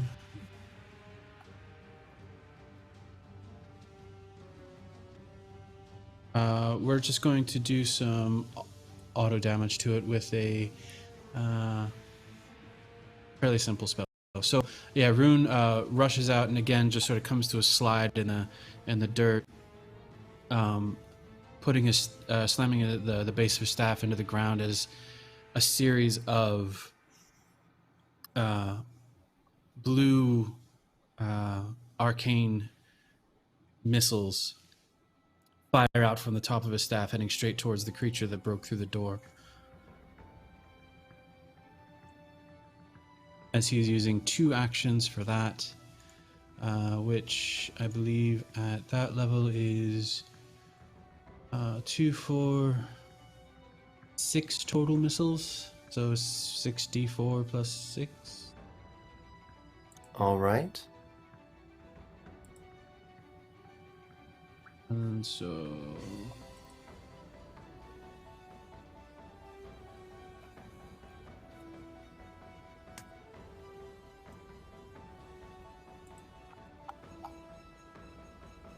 And then one more for good measure, because I forgot to hit the 6. So a total of 22 points of force damage. Beautiful. Chipping away at this thing, but it still stands strong. You have no actions left, is that correct? That is unfortunate, but yes. Oh, wait. Well, Fun fact. Corvus is independent. Is an independent familiar, and has the ability to cast one of my spells. Which, oddly enough, is Magic Missile. Nice. So he'll be able to use all of that. Now, it's not at the same level. I just want to point that out. It's at a significantly lower level. But he'll be able to pull off 2, 4... Oh, actually, because he's got all of his actions, he'd be able to pull off 6 missiles as well.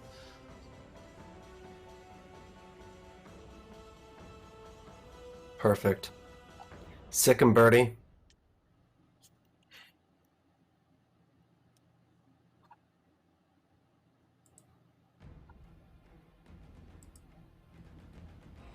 Another 27 from him. Fantastic. Cutting again at this elemental. You give it no quarter. You also see from this distance that Waldorf has returned. In his prime form. Waldorf, as you stand, you have really only a chance to dodge out of the way of this thing as it blows a hole in the barricaded double doors. You hear the screams of gnomes on the inside. It moves over you to get in, but what do you do? It just shocked the shit out of me, didn't it? Well, so it got you. I feel like Waldorf, he's pretty confused right now, and the transformation back from Badger was painful. And then he's immediately attacked by whatever the hell this thing is. He's disoriented, confused, and in a lot of pain. Yeah. So he is going to react with just kind of whatever comes from whatever he just went through. It's a visceral, emotional reaction, and he thrusts his hands out in front of himself, almost trying to like push it away. And I'm going to cast Flame Strike. kind of just smack dab in the middle of it. Fantastic. So that's a reflex save. All right. I'm going to see if I have the cast effect for you. Can I don't really understand how heightening a spell works. Can I heighten the spell? So you have to memorize the spell as the heightened level. Ah, gotcha. Okay, thank you. If you then, slotted it I'll just use higher, my yep. first Yep. 2 Yeah, actions. choose a higher slot for to, that. So I would have to prepare it at a higher slot, right? That is correct, yeah. Yes, Okay. precisely. I'll just cast it Well, it does bad on its save. nice. A near critical failure, but rather a failure. 8d6 of fire damage. It absolutely erupts in flame. It lets out just that roar that shakes the walls. It's about to cross the threshold to the other side of. You have an action left. You are within range. As this thing begins to turn with a fury, you can see its crystalline teeth sort of falling out. This creature is notably an elemental and quite furious. So, what do you do? Fully armed and armored and accoutered. So that's the strange thing, dear Waldorf. You have your clothes, and you have no weapon. You were dressed. That's awesome. You're only just Not even realizing a- sort of what happens. You're confused. Not even a little hammer? No, but if you're looking for a hammer, maybe there's one around. A battlefield complication. So many So I comments. do feel like when Waldorf cast the flame strike, he was on his knees. Yeah. And so I think that like rising the rest of the way to his feet and like taking a couple of steps back, is it a shift, a disengage, where I don't take an attack of opportunity? Is that a thing? I'm not sure if there's a disengage. I know you could take a step, which would be 5-foot step, no provoke. Yeah. Okay, so I will take a 5-foot step back. Excellent. And kind of he looks at Poppy with a very confused look on his face, and just says her name. You know, like, what's going on? You know, he seems very, very lost and very kind of confused right now. But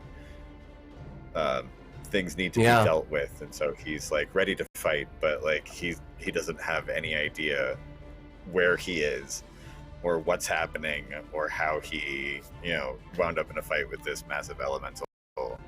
But he sees Poppy, and she's kind of his like, okay, well, she's kind of an anchor for him, and so he's like, all right, well, we got to get this done, and then you can explain to me what the fuck is going on.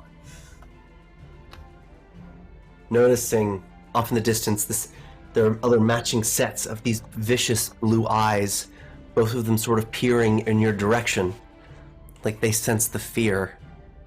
They want to snuff the life out. One moves towards you, but because it's its turn, not before causing a little bit of havoc in its wake. Spending 2 actions, the one furthest from you, battling Salix, assumes this whirlwind form, expanding and rising to the tower of chaos. Now, Salix, I'm going to need you to make a reflex save. And then I'm going to need Rune, and Vesperin, and Waldorf, and Poppy to do the same. Reflex. Yes. Salix succeeds. Vesperin, that's a fail. Poppy, that's a fail. Waldorf, that's a critical success. And Rune, that is a success. Do you have hero points? I don't. All right, so. Oh, no. Use it to be diplomatic. You are swept up by this creature in its movement. Its damage is automatic. The 2d12 plus the 46 bludgeoning. Go ahead and calculate that for But since everybody. I'm hit by it, can I go invisible? Yes, that would apply. That would fully apply with your lash. Now, Rune, you withstand the electric damage. The 5 points. However, everyone else, you're going to take 22 points of damage. Salix, this provokes attacks of opportunity as normal. It assumes a form and then it sweeps around like a tornado along everybody in an attempt to scoop them all up. It does so successfully with the Vesperin. And with, yeah, so the damage is automatic. It has nothing to do with the save. Go ahead and roll that damage, Salix.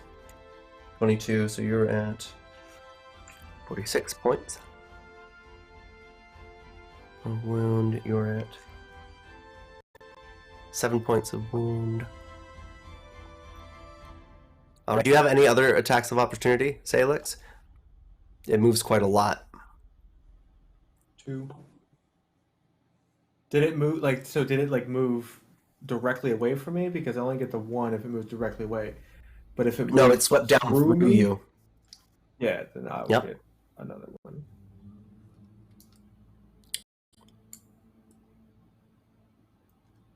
I'll use my last hero point on that one, thanks.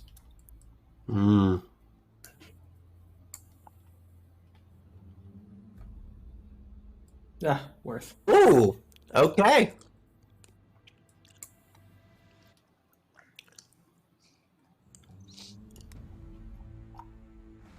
Fantastic. You've done a lot of damage across a lot of creatures, but it might not be quite enough. It's moved into the building with Poppy. I will use this to represent, so we have a battlefield representation, but Poppy and the Vesper. And Vesper, you are invisible. And Poppy, you are also caught up in this cloud that has moved into this building, and now the building is starting to shake on the inside. Pure chaos. This thing feels as if it could collapse just about any second. But Poppy, from within this building, what do you do? What can she do? She's caught up in a tornado, essentially. So you can make an athletics check to escape, if you would Okay. like. Yeah. Let's see here. While she's like inside this tornado, there's not like some like pulsating like heart thing that she can like strike. How about you There's could pure say? chaos in here. No, homeboy's a pile of rocks. Sorry to report it. Let's see here. Acrobatics or athletics? Oh, athletics. Standard escape check. Actually, acrobatics would work. Ignore that. So acrobatics. I like acrobatics better. You're free. You have 2 actions. What do you do? Perfect. Oh, I feel like she will kick off of like a rock that has been like flying around her, which like propels her out of it. She didn't lose her bow, did she? No. Cool. Then she will like quickly regaining herself. Yak it. Which one is this? Sorry. That one. That's a hit. All right. Let's do some damage. And then one more.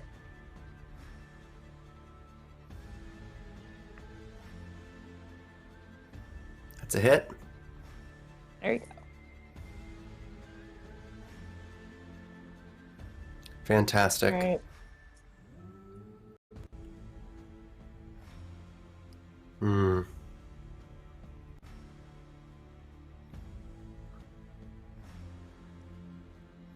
Salix.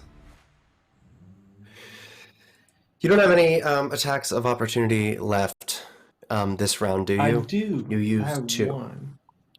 I can only use Interesting. 2 So on this one thing would- opponent. Yeah.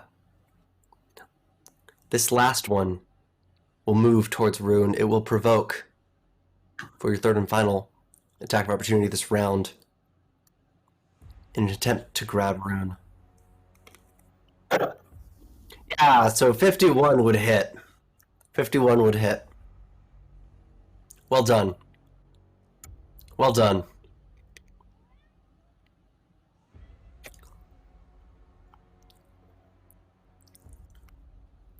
Yeah, that's a lot of damage. Describe what you do here.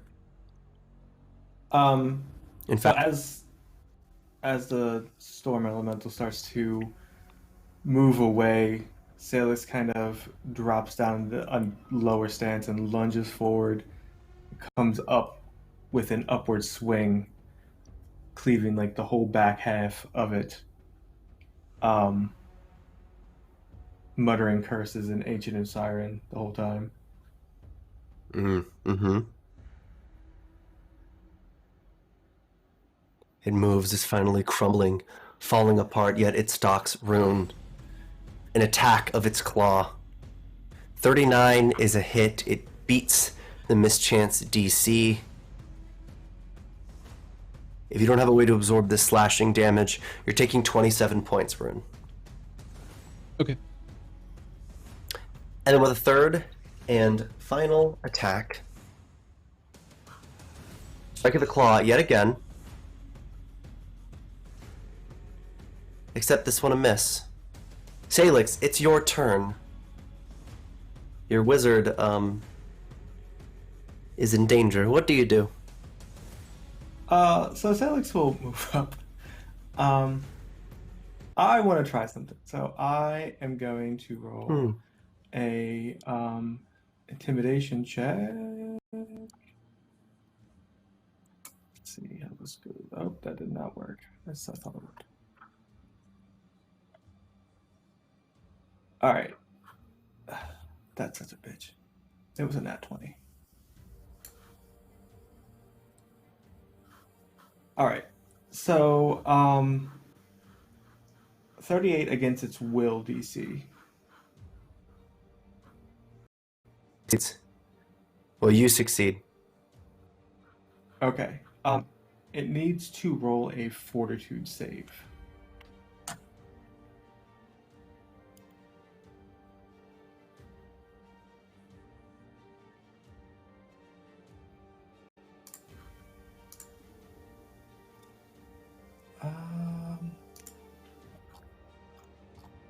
It passes, but it still is frightened 2 and fleeing 1. And then I will use my attack. God damn. Yeah, that'll do it. That'll do it. Your what is that your third nat 20 melee attack? Yeah. Lavendel? Okay. All right. Fantastic. Go ahead.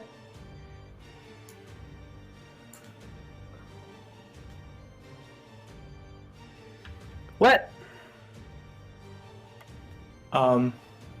So pretty much the just for flavor effect, it doesn't actually do anything to anybody, but the hair ignites around Salix's head as he watches the storm elemental swipe at Room from behind.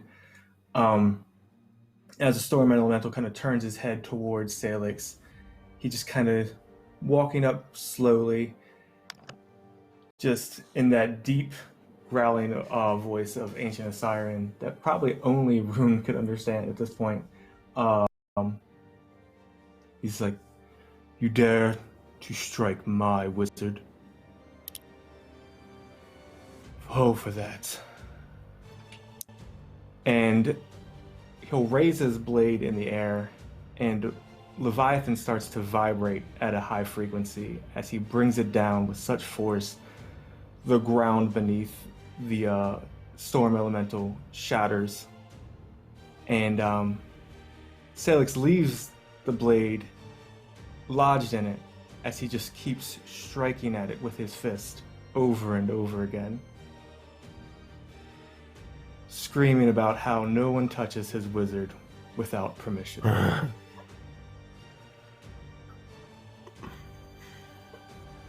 Brilliant. Unfolding its own little world of chaos, the inside of this building that's shaking, breaking at the seams. Vesperin, top of initiative. These two are moving in. You are invisible. And I'm also still inside it, right? Yes, you must attempt Okay. to escape. Well, question. Okay. So I'm in it, and is this okay? It was the vertical one I had marked, but the since I'm in it, Gold Mantle has the life sense. So if I released it, could it get to the core of the creature? Well, because it is inside it. That's an interesting theory about creatures. However, with elementals, there's no guarantee that there really is a heart to this thing at all. Yeah, I just remember when we fought the living mountain, there was a heart in that thing, or at least a core of some kind. Yeah. And again, my thought is basically that inside it, if Gold Mantle is released, it can use the life sense to more, get to the core, what will do the most damage without interference. Yeah, let's make an attack. Okay.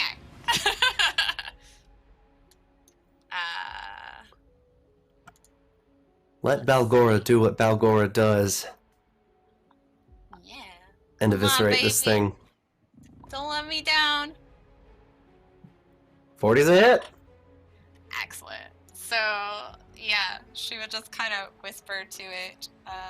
Or wait, actually, it should be 42 because I have I'm invisible. I don't know if that changes it to be critical or not.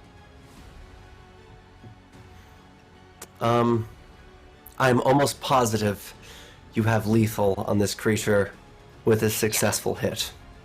Okay, cool. This thing will fall to pieces. Yeah. So she basically whispers, Gold Mantle, I release you. Seek out its art and destroy it. Do you want me to roll damage? It's gonna take this puppy to 0. One way or another. So yeah. What matters is that you fall to the floor.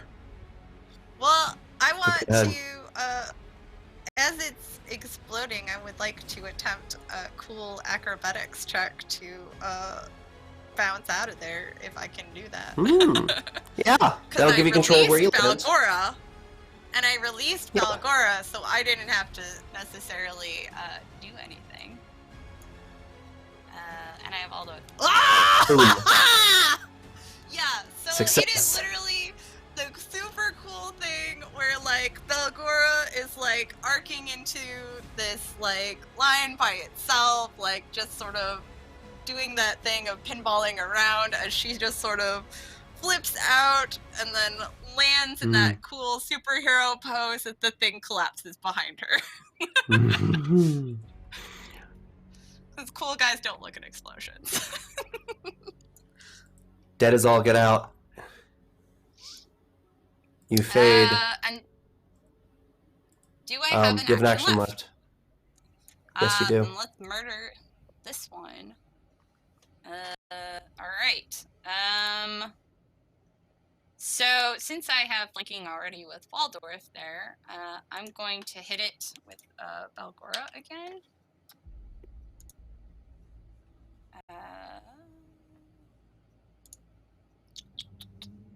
Cool. Well, alas. That'd be a miss. I tried. We've got its attention though, and Hooray! it moves in. Its whirlwind form is beginning to fade. I need Waldorf, Vesperin, and Poppy to make fortitude saves for me, and I need the Vesperin to make a reflex save. Okay. Dice coming That in. sucks. Crit Reflex. success. Ah! Failure. God, my roll. Success.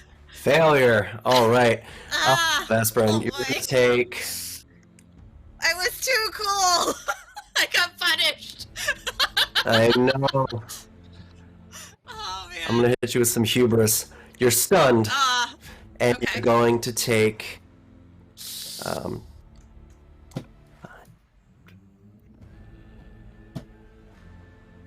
37 points of electricity damage. This is a line beam that plows into this building. Yeah, Some people are hit. Side of the wall opens up. Screams of terror.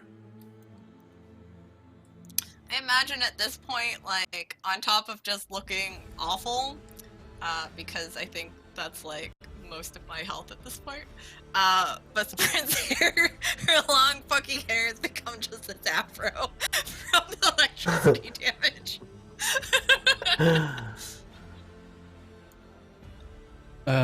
Rune. People are actually Rune's beginning still to not flee caring out about- of this building. Yeah.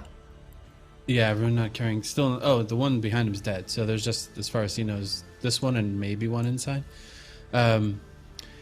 So I'm going to, he's going to do True Strike just to give him a better chance to hit. And then we're going to give this a try.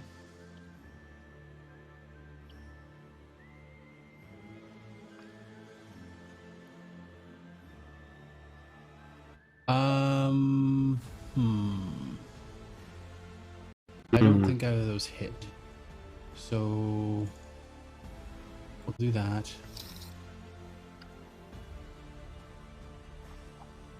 Really? Ah. I got one more.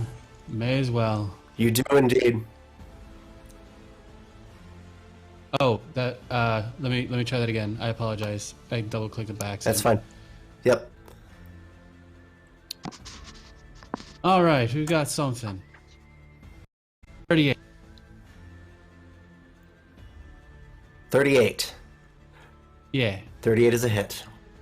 Oh, good. Took everything he had, but he got it. It really took everything you had. Go ahead with your effect. Okay, so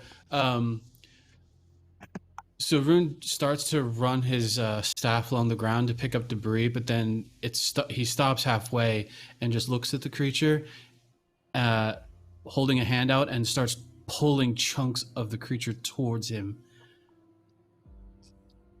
As it looks, dropping whatever or whoever it may have in its grasp, as just pieces of this elemental begin pulling away and then slamming back into it. Piece by piece, its own body destroying it from the outside in.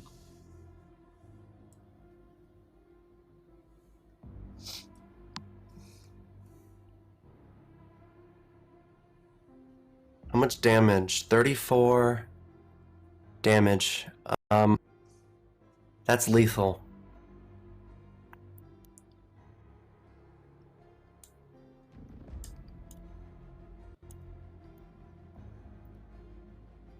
Falls to pieces. Do you move closer at all? Oh yeah. He runs up there to find Yeah. his sister. There are bodies actually moving out, people screaming, corpses on the floor. You can see sand coming in from a massive crack in the wall from that beam of electricity. These survivors are absolutely mortified. And as they head out, yeah, you do see Poppy. As she's sort of headed out to find you, but looking behind you, you see something much worse. Standing taller than you expected. Truly, and it's almost kind of beautiful. Just watching patiently at this game, this cat and mouse, this hunt. The creature, you really only see the silhouette and the backdrop of the sandstorm. Just the bodies, these gnomes, they divert their path. And with sort of just a scent, you can see it mentally mapping the location of all of its new prey before fixing its gaze on the unforgotten. But that's where I want to end it tonight, folks. In Blue Market, with the go. Well done, heroes. You defeated the elementals. You figured some of this out, and you've arrived at a new town. The survivors are fleeing. The Wendigo is on the loose. But, I'd say aside from that, we're in a pretty good spot. So, we ran late. I wanted to see those puppies drop. I wanted to see us use some of that sweet level 16 abilities. People did not disappoint. Well done, dealing a total of like 800 damage across those three creatures. But let's go ahead and let's do our outros, starting with Daniel. Hi guys, I'm Daniel. I played Salix Lavender tonight. It was fun. Being 16 and having all those attacks of opportunity, and yeah, no, that's great. But if you did enjoy what you see all here tonight, come check us out on YouTube in 1 week's time, and all of this shenanigans that we had tonight will be up over there. So definitely go check it out. Yeah, that's all I got.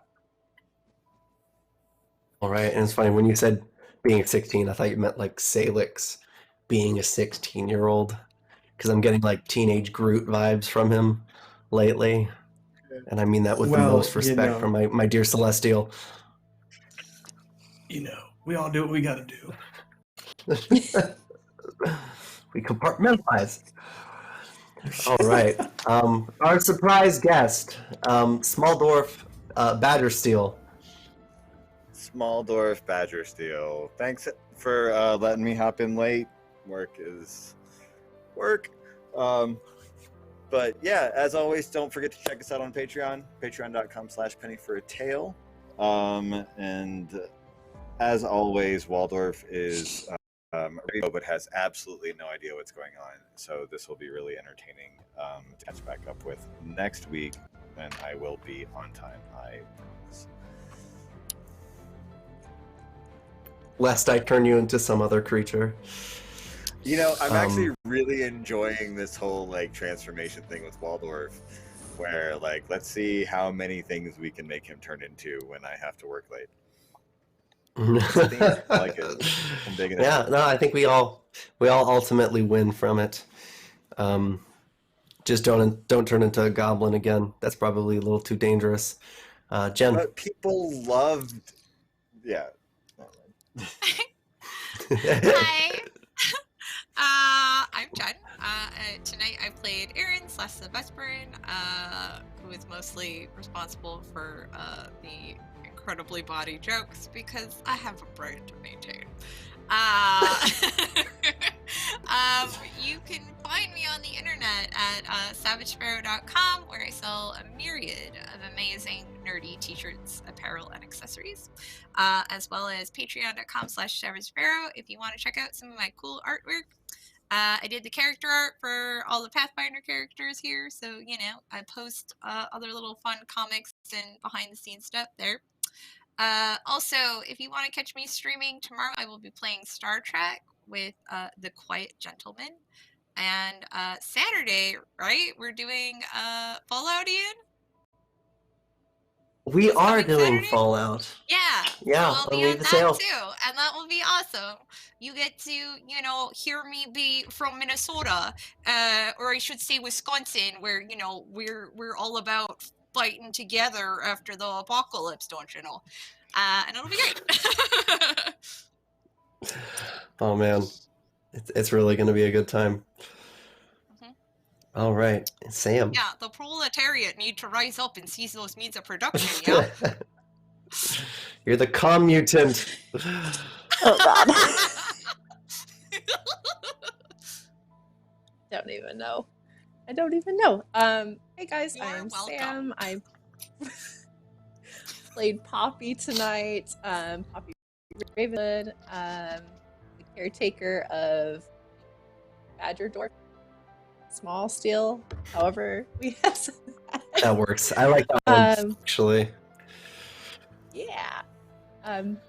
And yeah, pretty much if you want to find me, just look up Scribbling Penny. The only other game I'm playing right now is Cult at 10 p.m. on Fridays over at Weave the Tale, where it is very dark and I play a completely different character. More secrets to come out about her later.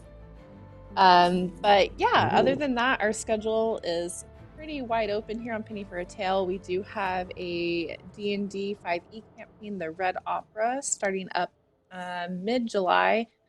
And yeah, just make sure you check out our schedule, check out Weave the Tale schedule. Most of the amazing people you see here are also over there, and it is fantastic. All right, last but not least, Mr. Smith, as Rune Ravenswood, our resident wizard. Hello. I'm Rune Ravenswood, and nothing was my fault this session. So there's that. Yeah, kinda. Yeah, I'm free and clear. This one. Well, I purposely kept my mouth shut if you for had that made very the reason. plan sooner, then maybe Salix wouldn't have rushed off and like almost killed that other gnome. Listen. Nah. He's the one that Look, wanted to go honestly, protect people. I had plans. Really? I'm just saying, you don't jump out on a bunch of people when there's a bunch of screaming going on and expect not to get That's hit, fair. okay? It's fair. I at least did But non-lethal damage because it was a critical. Yeah. She would have been dead. it was. That's- That's the it's Non-lethal the small things. damage It's the small still things from hurts. crazy Salix.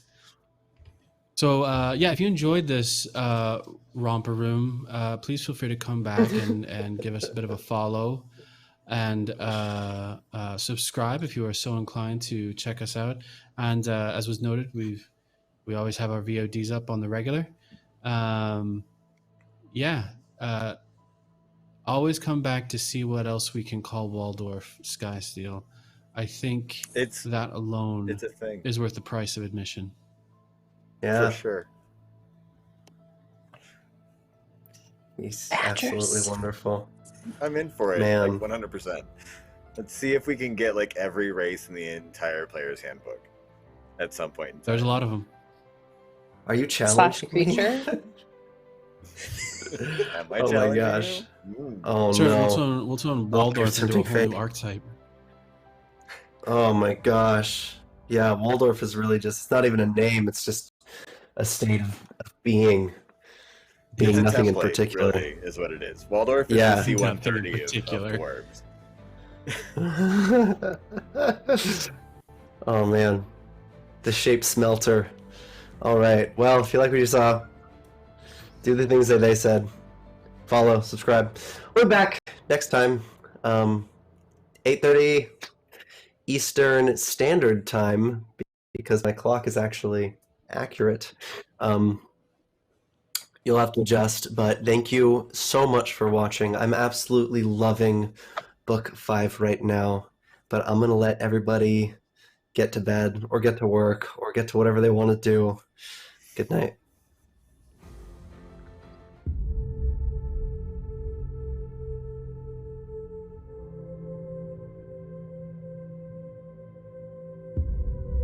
Some people are just born to fight, I think.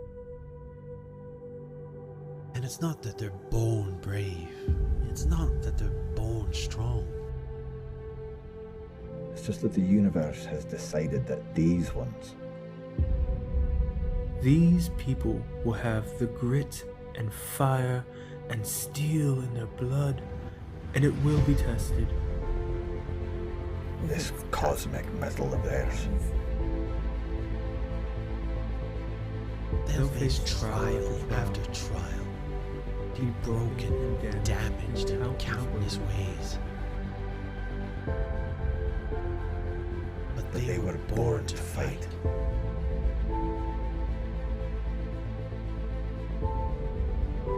Maybe this is not the life they would have chosen.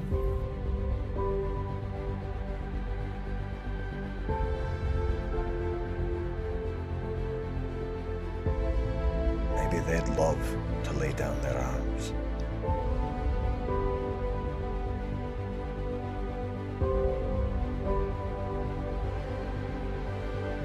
But they were born to fight.